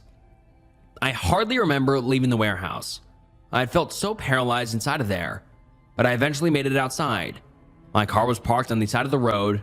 It was parked in the same place as yesterday, when I had climbed the fire escape of the building that I now realized was the same building I'd just been in. Again, my phone was on the passenger seat. I was bleeding profusely and not thinking clearly. I called an ambulance, but they never came. I called the clinic, but they didn't pick up. I called an ambulance again, but again, they never came. I sat in my chair for what felt like hours before giving up and driving home. I'm sitting in my bed now, on my phone. I was scrolling for hours and finally decided to write this post. Maybe tomorrow I'll try to go to the hospital, but I'm just not sure of anything right now. I really don't know if I trust anyone to remove the chip, considering what just happened. But I realize now one thing feels certain. As I type this out, it feels so clear. I've typed this very sentence before. Just now. This too. I went back and now I'm here again. This story, these words, I just wrote this. I just wrote this before and now, just now I'm writing this again. I'm certain, these words, I'm certain I've written them before. During my last robbery, I found something I wish I hadn't. Written by Sunhead Prime. At the outset, I should tell you I'm a thief. Not a classless smash and grab guy or a lowly pickpocket. Those require no planning or strategy beyond move quickly and be ready to run. I'm a 4th generation cat burglar. I'm very good at my job. If everything goes right, you don't notice I've been there for weeks, if ever. I understand most people find this kind of work deplorable. I'm okay with that. I could go on and on about how the system steals from us all the time and how the rich use their ill-gotten gains to subjugate us and give you the whole I'm really a Robin Hood type figure, but I will spare you all that rationally. I'm a thief because I'm good at it and was raised in a culture that values it. There are other reasons, but it's not worth getting into them. To be a cat burglar isn't just about breaking into a house and cleaning out a safe. That's part of the job, sure, but like an iceberg, most of it remains hidden from view. My father used to tell me, being a thief is being prepared to be bored out of your mind. He wasn't wrong. About that, anyway. Wrong about a lot of other things, but I digress. Once I narrow in on the address, I have to sit. That sounds easy, but it's not. It's boring. Clean the garage boring. Waiting in the line at the DMV boring, but it has to be done. Veg before ice cream, boy. Veg before ice cream. That again. He told me this while housing a sleeve of Fig Newtons before dinner. Much to my chagrin, he was right. Again. Outside of watching a house for hours on end, there are so many dozens of other things to keep track of. Has anybody seen you while you're casing the place? What hours do the servants work? What's the best way onto the property? How do I get in and out of the house with little chance of being caught? Each question needs to be answered beforehand. Finally, the big question. What's the security situation? A lot of these McMansions come pre-built with high-tech security features in place for the first year. That's when the lower cost prices disappear. Most people, even millionaires, will cut off services at that point. They keep the signs, sure, but not the actual equipment. That's gone like disco and ain't never coming back. Why? There are two major reasons. First, the rich live in a bubble and don't believe anyone can get to them. Money enables hubris. Second, rich people are the cheapest people in the world. Why pay for the real thing when a cheap lookalike will do? Capitalism's beating heart is to make the most money by spending the least amount of it. The illusion of security is cheaper than actual security. The night of the robbery, I felt good. Prepared, I'd watched, noted everyone's daily schedule, marked my entrance and exits, knew where the primary bedroom was located. I even wore my lucky shirt. I waited until I saw the Uber leave and then started my half-hour timer. It's been my experience that the help empties out not long after the boss leaves. Cat's away and all that. As if on cue, the servants bolted as soon as the Uber was out of sight. I still waited the 30 minutes. Like a shitty magic spell, stragglers can transform into witnesses. Seeing none, I made my way onto the property. The most tense moment of any heist is when you're about to break in. Even in all black, even in the dark, there's still a chance someone could see you. A nosy neighbor, a dog walker, a panhandler, anyone. Time works against you. Too slow, you draw attention. Too fast, you make mistakes. A steady hand and a calm demeanor are key here. I have those in spades. This is also the moment that you can't plan for. Did you miss bars on the window? Are there more than one lock on the door? Did someone stay home? Is the alarm system on? Are there cameras rolling? It's a gamble that can cost you your freedom, your life. It's also a rush. I've discovered that. Most of the time, upper floor windows in McMansions are unlocked. The thinking goes, well, we have several layers of security before anyone could get to that point. Why bother? I get it. It's a mistake, but one most people would make. Hanging on the outside downspout, I sighed in relief. The window was unlocked. I pushed open the window and climbed in. My moccasins softly touched the floor, making no noise. They're not the most durable in the wild, but inside, they are worth their weight in gold. No tread to ID, no noise on carpets, comfortable as all hell. The room was dark, and I had no desire to change that. I keep a tiny pen light in my pocket for that reason. I've become so accustomed to seeing the world in the tiny circle of light that my eyes quickly attune to the dark. A cat in every sense. I assume the truly valuable things, wills, bank account information, holy grails, would be in a safe. I don't crack safes. Well, not in people's homes anyway. Too complicated, too messy. I was after jewels. Thanks to my extensive history, I knew where to find them. Even in the dark, you could tell how obscenely large the walk-in closet was. It wasn't even fair to call it a walk-in closet, more like a studio apartment for clothes. 3 of the walls were lined with suits and dresses that may have been worn once, maybe twice. Some still had tags on them. The last wall was dedicated to shoes, red-bottom Louis Vuittons and rare Jordans as far as the eye or penlight could see. But what caught my eye was the makeup vanity carved into the wall like Petra in these Sharrow Mountains. More specifically, the 3 jewelry boxes sitting there. I moved to them like a zealot to the temple. This was what I came for. My haul would keep me in the black for a while, unless it was costume jewelry. The cocktease of stones, Dad would say. I pried open the first lid and smiled. Dozens of bejeweled brooches shimmered before me, like the hundreds of eyes of some mythological monster. All shapes and sizes, most ugly but authentic. The genuine article has a certain touch to them, a heft. These were legit. I plucked a few from the bottom of the box and placed them into my bag. My fingers found something that had an odd shape. I pulled it out to get a closer look. A triangle inside a pentagon. It was on the small side, but was full of diamonds. Valuable, very. But something felt wrong about it. I dropped it back in. The longer you do this job, the more adept you get at picking the right things to steal. The secret is to only take 2 or 3 pieces at a time. Of the few you take, ensure they're plain looking, nothing memorable. Unique pieces are hard to fence. If they end up in a pawn shop or a cop finds them, it's only a hop, skip, and a jump until it's traced back to you. Iron handcuffs, jail time, hard pass on my end. As I put the piece in my bag, my light started flickering. I gently tapped it against the vanity. As I did, I glanced up into the vanity mirror. My heart seized. There was a figure standing near the open window. Out of instinct, I snapped around, ready to rumble, but the figure was gone. I flipped off my light and pocketed it. I turned back to the mirror and my breath caught. It was standing in the closet doorway now. I balled my fist. I wasn't going to jail. I'd go down swinging. But when I spun to meet them eye to eye, the figure was gone.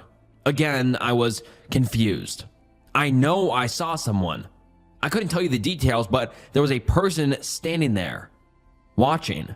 Watching like they weren't surprised to see me in there. The sound of footsteps running from the primary bedroom down the hall echoed through the empty house.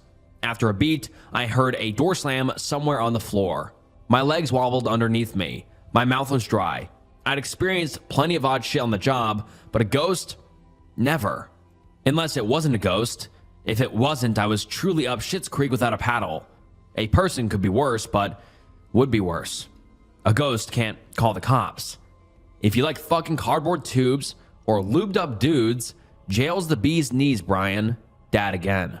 I was 8 when he shared this pearl of wisdom with me. What can I say? It stuck with me. It had become my guiding principle. Make smart decisions or learn to squeeze the Charmin.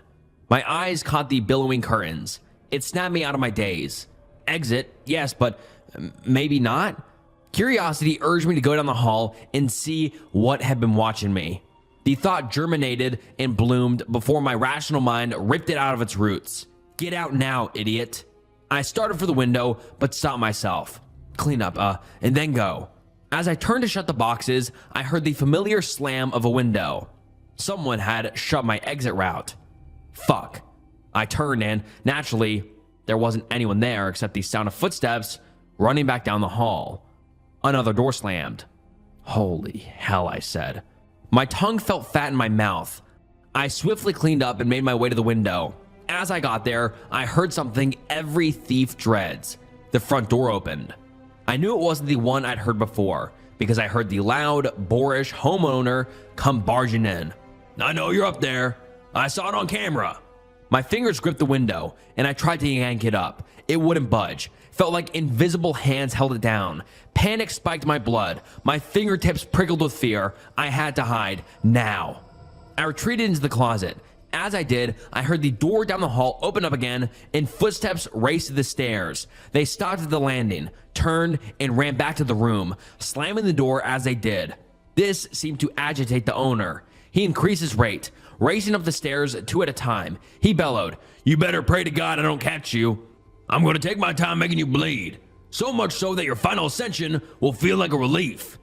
I didn't know what any of that meant and didn't want to find out. The diversion, though, gave me enough time to find a spot to hide. There was only one that would work, behind the racks of clothes. It wasn't ideal, but I was out of options. I split the clothes like I was Moses parting the Red Sea and slid into the gap behind them. The footsteps reached the top of the stairs. Another sound, a cell phone ringing, joined them there. God damn it, the voice spat. "You're lucky, you little bitch. Run now, but you can't hide from me. I'm everywhere." After another ring, he picked up. "Pete, buddy, what's going on?" His tone had changed entirely. My heart was zooming. Felt like a booger sugar addict running wind sprints. I've been close to being caught before, had to slip the fuzz once or twice, but never found myself in a situation like this. I tried to keep my cool, but my body didn't get the message. I trembled. Sweat beaded on my forehead. Fat droplets rolled down my face. I took a deep breath to try to recenter myself. It didn't work. "Trust me, Pete. I get it. I know how many strings you have to pull to get me involved." The man was now in a primary bedroom. I prayed he'd avoid this closet. But when the overhead light popped on, I knew I was as good as fucked. He was coming in here. I leaned back against the wall, as if it would eventually absorb me. I kept my hands balled into fist in case I had to come out swinging. Loath as I was about to admit it, I was trapped. A thief's worst nightmare. No way out without announcing myself. Worse, I had a limited line of sight. Even if there were a chance to leave, I'd have a hard time seeing it. A man dressed in an expensive tuxedo speed walked into the closet. He was older, perhaps in his mid-50s, but didn't look it. Not at first blush. Good skin, finely trimmed mustache, and a head full of slicked back black hair. He looked like a cartoon drawing of a crooked politician had come to life. "I did my due diligence. No family connections, no internet profile, no warrants, nothing. Ain't nobody. Perfect for the gathering." He paced as he spoke. When he came by where I was hiding, through these suit jackets, I could get a better look at him. Upon closer inspection, the man's actual age shone through. His face bore telltale signs of plastic surgery. Plastic, uncanny valley look. While most of his hair was jet black, he had the budding growth of silver, poly walnut style wings around his temple. The corners of his eyes and mouth had the faintest of cracks. Yes, he was that close to me. The man pressed the phone against his ear and held it in a place where his shoulder as he shimmed out his suit jacket. He flung the expensive jacket onto the ground as if it were covered in ants. The phone never left his ear.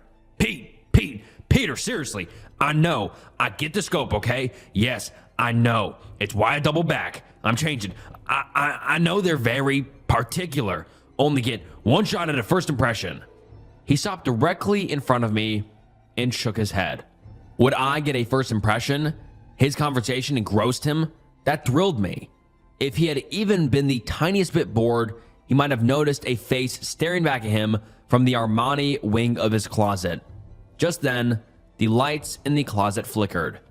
The man looked up at the blinking bulbs and shook his head. As he did, I spotted something hidden away across the closet. Standing half in the shadows was the figure I'd seen earlier. It wasn't a person. I wanted to scream. I wanted to turn and run away as fast as my jello legs would take me, but I couldn't do anything but shut my eyes and wish it away, so that's what I did. "Christ," the man said. "No, not you. The fucking closet light is on the fritz again. I know I should have hired your guy, but Mary was so big on the asshole who built this out. What could I do? Happy wife, happy life, right?" Pete said something, and the man guffawed. "Should I say happy second wife, happy life? Nothing would have pleased that first bitch." As the two men laughed, I felt a presence appear next to me behind the clothes. A feeling in the animal part of my brain. A predator was near. Flee. Run for the safety of the bush, little rabbit. But I couldn't. Not even when I felt the hot breath on my neck. This got me to wrench open my eyes. I turned and expected to find some biblical ghoul waiting to devour my soul. Instead, the man's hand reached for a suit jacket beside me, a $300,000 watch on his wrist, the salt and pepper arm hair escaping his starched white shirt. Money to burn. What I didn't see or feel was the ghoul. It was gone. The light flickering also stopped. The creature's absence took away some of the tension, but didn't set my mind at ease. I was still trapped. If this guy stumbled or moved his hand 3 inches, he'd hit me square in the face. I held my breath, afraid my faint breathing might alert him. He yanked the jacket off the hanger. The hanger swung back and hit me square in the right eye. I slammed my lid closed and squeezed hard, praying that would take away the pain, but knowing it wouldn't. I wanted to rub it. I wanted to scream. I wanted to jump up and down in pain. But all I could do was trap the pain in my body and wait for him to leave. The light above started to strobe again. That, coupled with my wounded eye, made it damn near impossible to see anything clearly. But my ears worked just fine.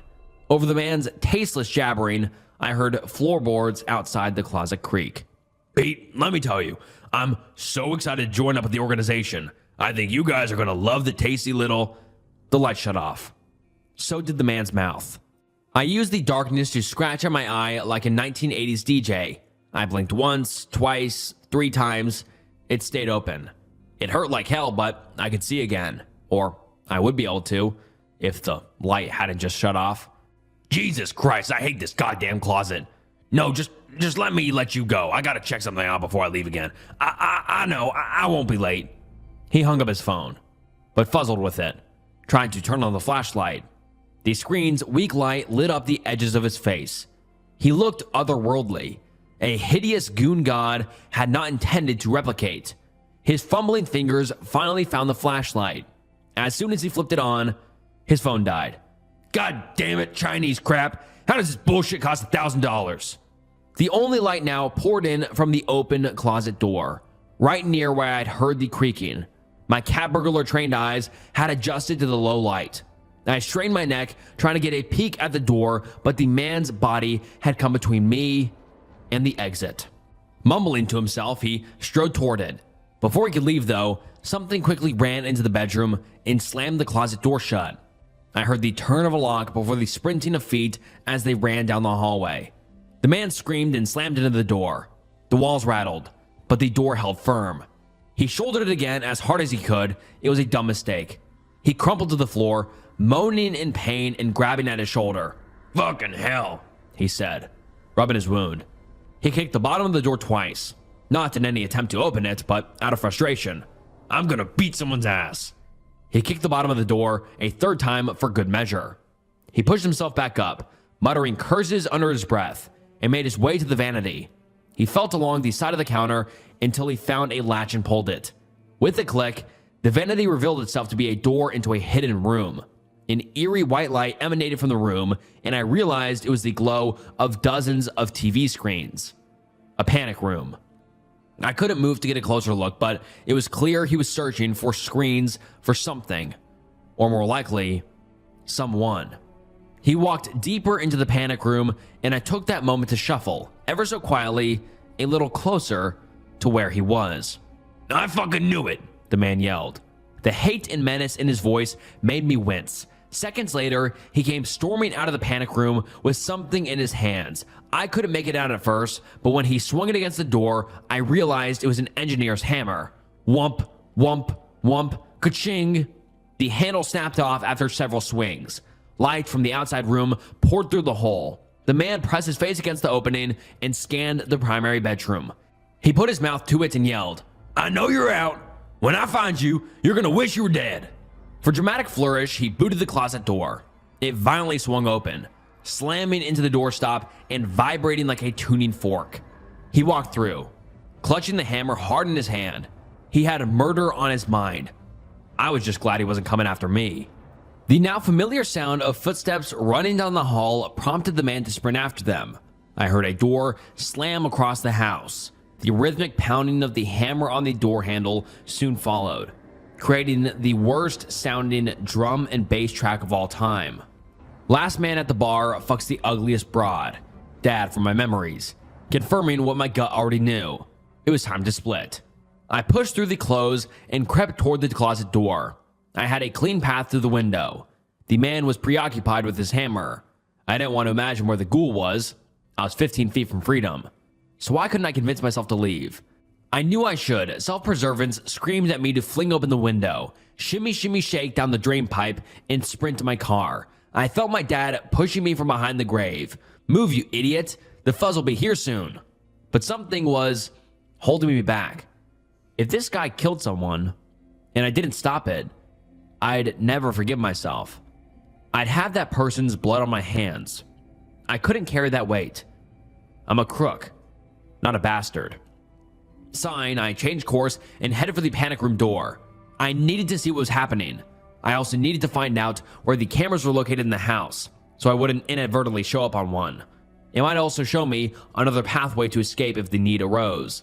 My mouth hit the floor as I walked into the panic room. A bank of monitors displayed nearly every inch of the house inside and out. I had spotted the outside cameras while I cased the place and found a dead zone between them.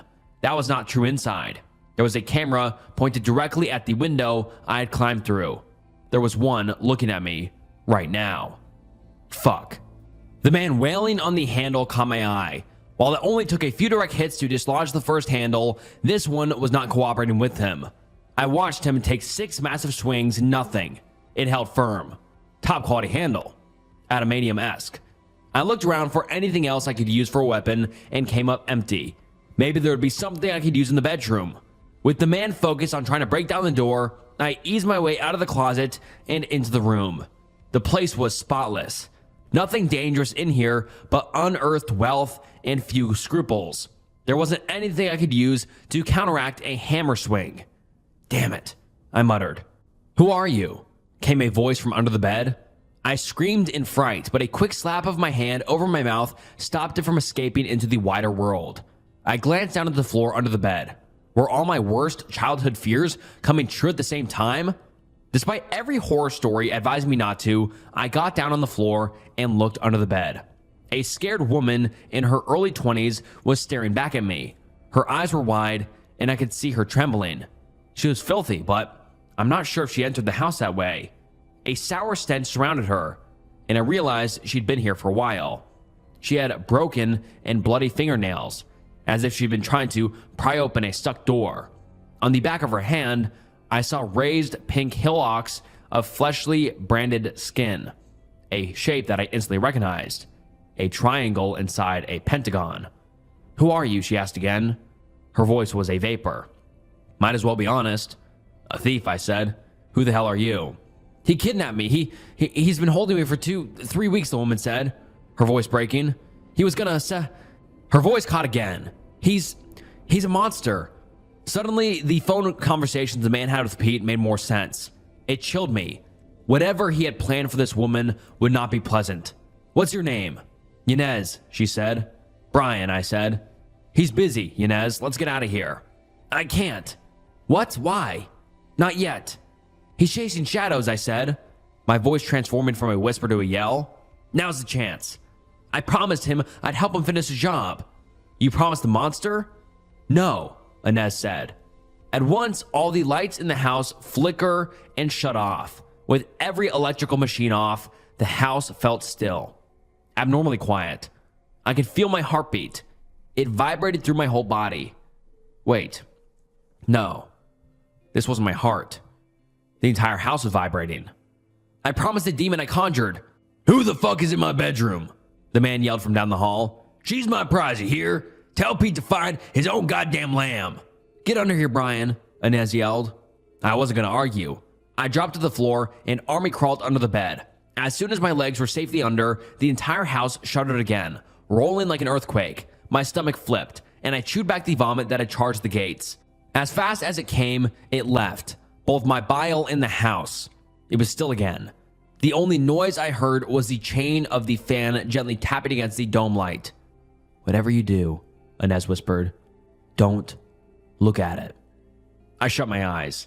A concussive explosion blew out the door down the hall. I heard the man cry out before I heard his body thumped against the wall. A sickening crack of bones snapping on impact echoed down the hall. What the fuck?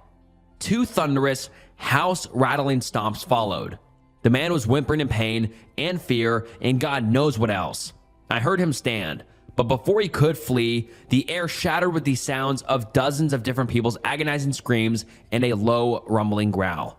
Oh my God, the man yelled, the panic in his voice palpable. His brain's terror messages finally connected with his legs. The next thing we heard was the thumping of footsteps rushing towards us. Why not leave, I thought. The stairs to the exit were right there. Then it dawned on me. He was trying to get to his panic room. The place where he believed his money had bought him security. His sanctuary. His safe place. What he didn't understand was that there would be no protection there. He wasn't going to find a shelter to shield him from the bomb. He was going to find his tomb. As soon as he crossed the threshold of his door, an invisible force shoved him in the back. Ragdoll-like, he flew through the air, crashing into the window. It shattered. Glass fell around him like those shimmering jewels I'd seen on the brooch. The man landed with a thud next to the bed. Despite Inez's warnings, I opened up my eyes as his body crashed near us. I saw the man. He saw me. Blood leaked out from dozens of slices across his arms and face. There was a burn mark on his back, and his skin sizzled. You could smell the stink of cooked meat. I think about what went through his brain at that moment. An unholy monster was chasing him, threatening him. His life was on the line. He's just suffered traumatic injuries. Then he sees a strange man hiding under his bed with the woman he planned to use for some ungodly, horrific ritual. Before the chaos of the moment returned, he had to think, what the hell is going on here? Who the hell are you? The man attempted to stand, but a scaled, covered hand seized him in an iron grip. He struggled, yelled, pleaded, but he couldn't break free. The creature let out another choir's worth of screaming voices and dragged the man toward the closet by his hair. The man screamed at us to help, but we didn't move an inch. Have mercy, please. Have a family. This isn't right, please. I glanced at Inez. She was stoic. I wondered if the man had felt the same indifference when he abducted and beat her. Each time the demon's cloven hoof hit the carpet, it ignited the fabric. Little fires everywhere. The man screamed as the closet door slammed closed behind him. The next sounds we heard were the snapping of bones and the dying screams of a condemned man. Let's go, Inez said, shimmying out from under the bed. Don't have to tell me twice. Several of the smaller fires had coalesced into a larger blaze. The house was a goner. The flames blocked the doorway to the stairs. Inez held up her hand to shield herself from the heat, but it was in vain. She turned to me, eyes pleading. What do we do? I got this, I said. I dashed to the window and knocked out the remaining broken glass. Smoke poured out into the night air. Come on, I yelled. Climb down the drain pipe. I have a car nearby. Inez nodded and nearly leapt out the window. She moved down the drain pipe so quickly, I lost sight of her almost instantly. I climbed out the window and stopped to look back in. The black smoke filling up the room made seeing anything impossible. I felt my tool bag strapped to me. I reached in and found the brooches I stole. Holding them up to my face, I could see dozens of little fires reflecting off their surfaces. Without giving it a second thought, I tossed everything I took into the house. I don't need a curse following me. Hurry, please. The firemen are coming, Yanez said. She was right. Fire and police. Probably. I don't want to be here when they arrived. I can't imagine Yanez had any desire to stick around any longer as well. Once I was on the ground, I helped her climb the outer fence and clambered over after her. As we hit the ground, I saw dozens of neighbors coming over to watch the show. None of them seemed to clock us. I grabbed Yanez's hand and led her into the darkness away from any potential witnesses. We walked the 3 blocks to where I had stashed my car. The neighborhood was alive with the approaching sirens and burning mansion. Yanez sat down on the curb, put her head in her hands, and sobbed. I wanted to comfort her, but wasn't sure if I should. Are you okay? I finally offered. No, she said. But when is life ever okay? I laughed. Got me there. She spat towards the mansion. I hope his soul rots in hell. I'd say he got what he deserved. I had so many questions for her, but didn't feel like now was the best time for him. Well, there was time for one, even if I wanted to avoid asking. My mouth just went for it. How did you do that? The demon? I nodded. I prayed for it. But you're praying to God, right? I said, confused. I prayed for revenge, she said, standing, and something finally heard me. Did you promise it anything? Do you owe it your soul or something? She gave me a weak smile and wiped away her tears. I would never get that answer. She softly touched my shoulder, nodded her head in thanks, and started walking down the street. I wanted to call out, to offer her a ride somewhere, to ask her those 100 questions, to offer her help. She didn't want it, didn't need it. She operated on a level that was higher than I could even conceive, dabbled in things I couldn't imagine, dark things, things I didn't want to imagine ever again. Despite my curiosity, I didn't follow her. She needed peace, solitude. A thought came to me in that moment. When you've got what you came to get, you leave. That was Dad again. He was talking about breaking and entering, but I couldn't help but feel like it worked now too. We both got our freedom back. A second chance we thought we'd never get. When you got what you came to get, you leave. Thanks, Dad. There's a reason the forest behind our house is fenced off. I wish I'd listened. Written by First Difference 904. When my wife Sarah and I bought the house, it felt like a dream come true.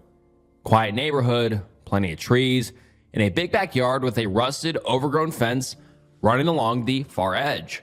The realtor said the forest behind it was undeveloped county land. No trails, no utilities, no trespassing. She mentioned the fence was probably an old property divider. But it wasn't just a fence. It was nearly 8 feet tall, made of rusted iron, with twisted, sharp points along the top, like it was built to keep something in, not out. Right in the center, hidden behind vines and moss, was a gate, welded shut with thick seams of metal and rust. On the inside of that gate, our side, someone had carved a single word into the metal: stay. At first, we thought it was some strange leftover from the previous owners. Maybe they were paranoid. Maybe they had kids and wanted to scare them from wandering into the woods. Now I think they were trying to warn us. The dog noticed it first.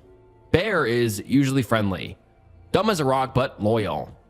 After we moved in, he refused to go near the fence. Wouldn't even step into the backyard. He'd stand at the sliding door, growling softly, tail low, ears pinned. Then the dream started. Sarah said she kept dreaming about the woods, dense black trees packed tighter than they should be. She said she heard things walking just out of sight, shapes moving between the trunks.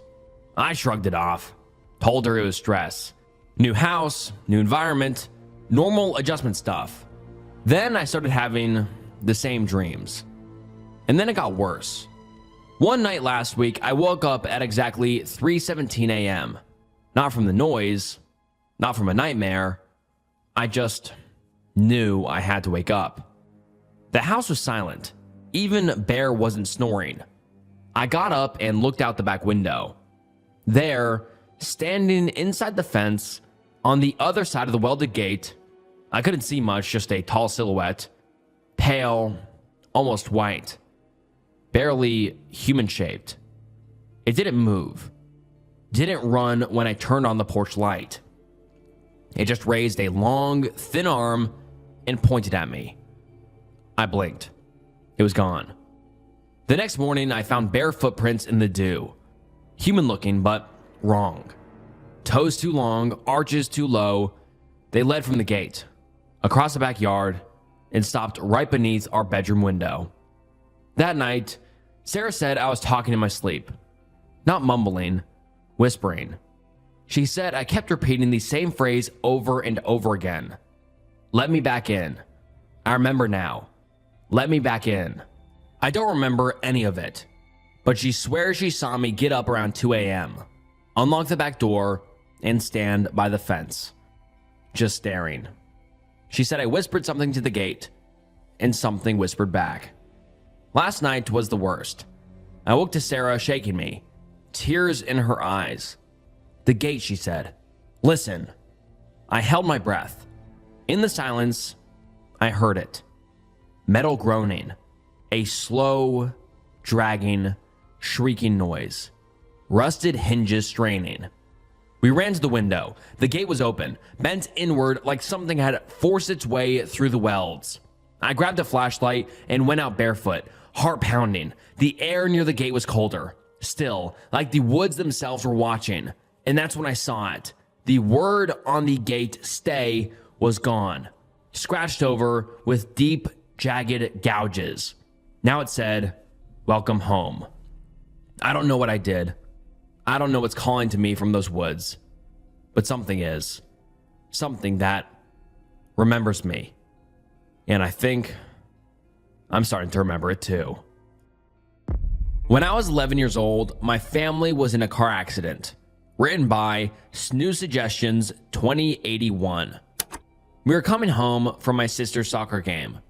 We kept asking Dad to stop at McDonald's. He gave us the typical, we have food at home, and money doesn't grow on trees talk. I think we were wearing him down.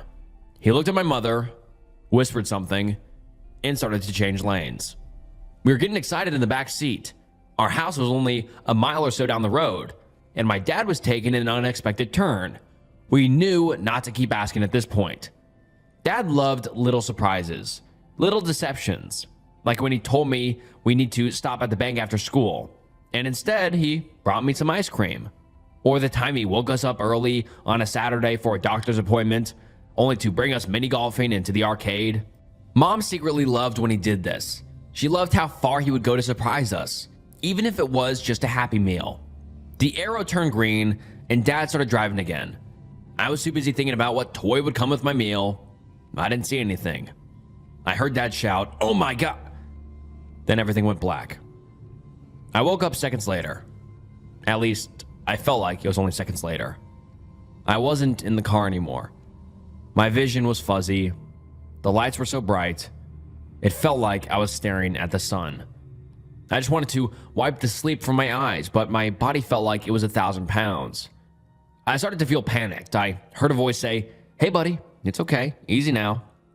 I looked in the direction of the voice. It was a lady. She was purple.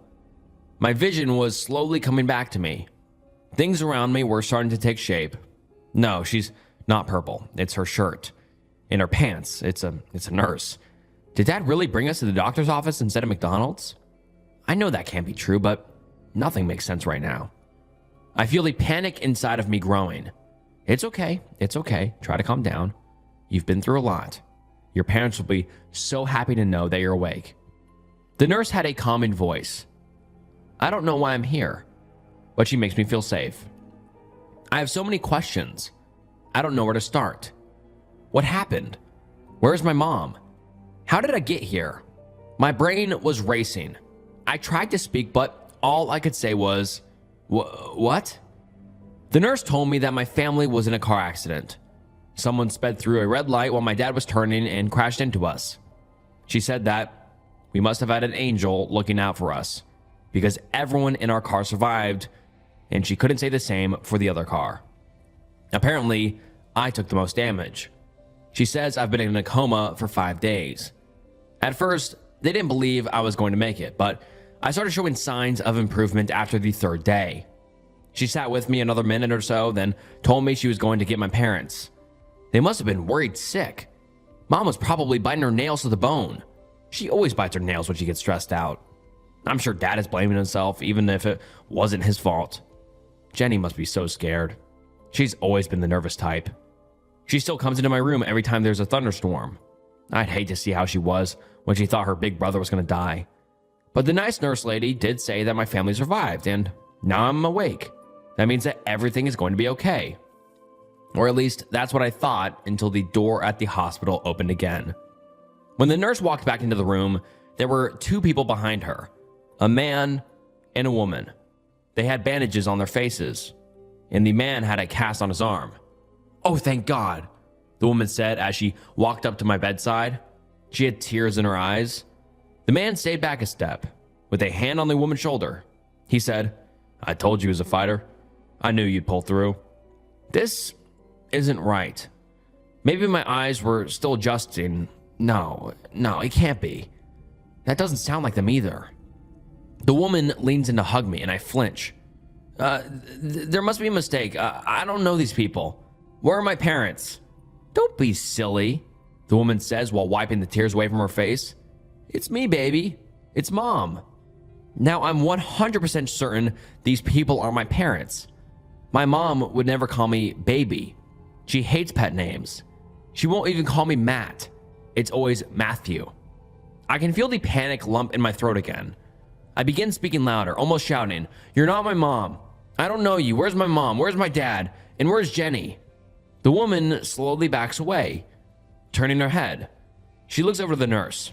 Is he okay?" Her voice is trembling. He doesn't recognize me."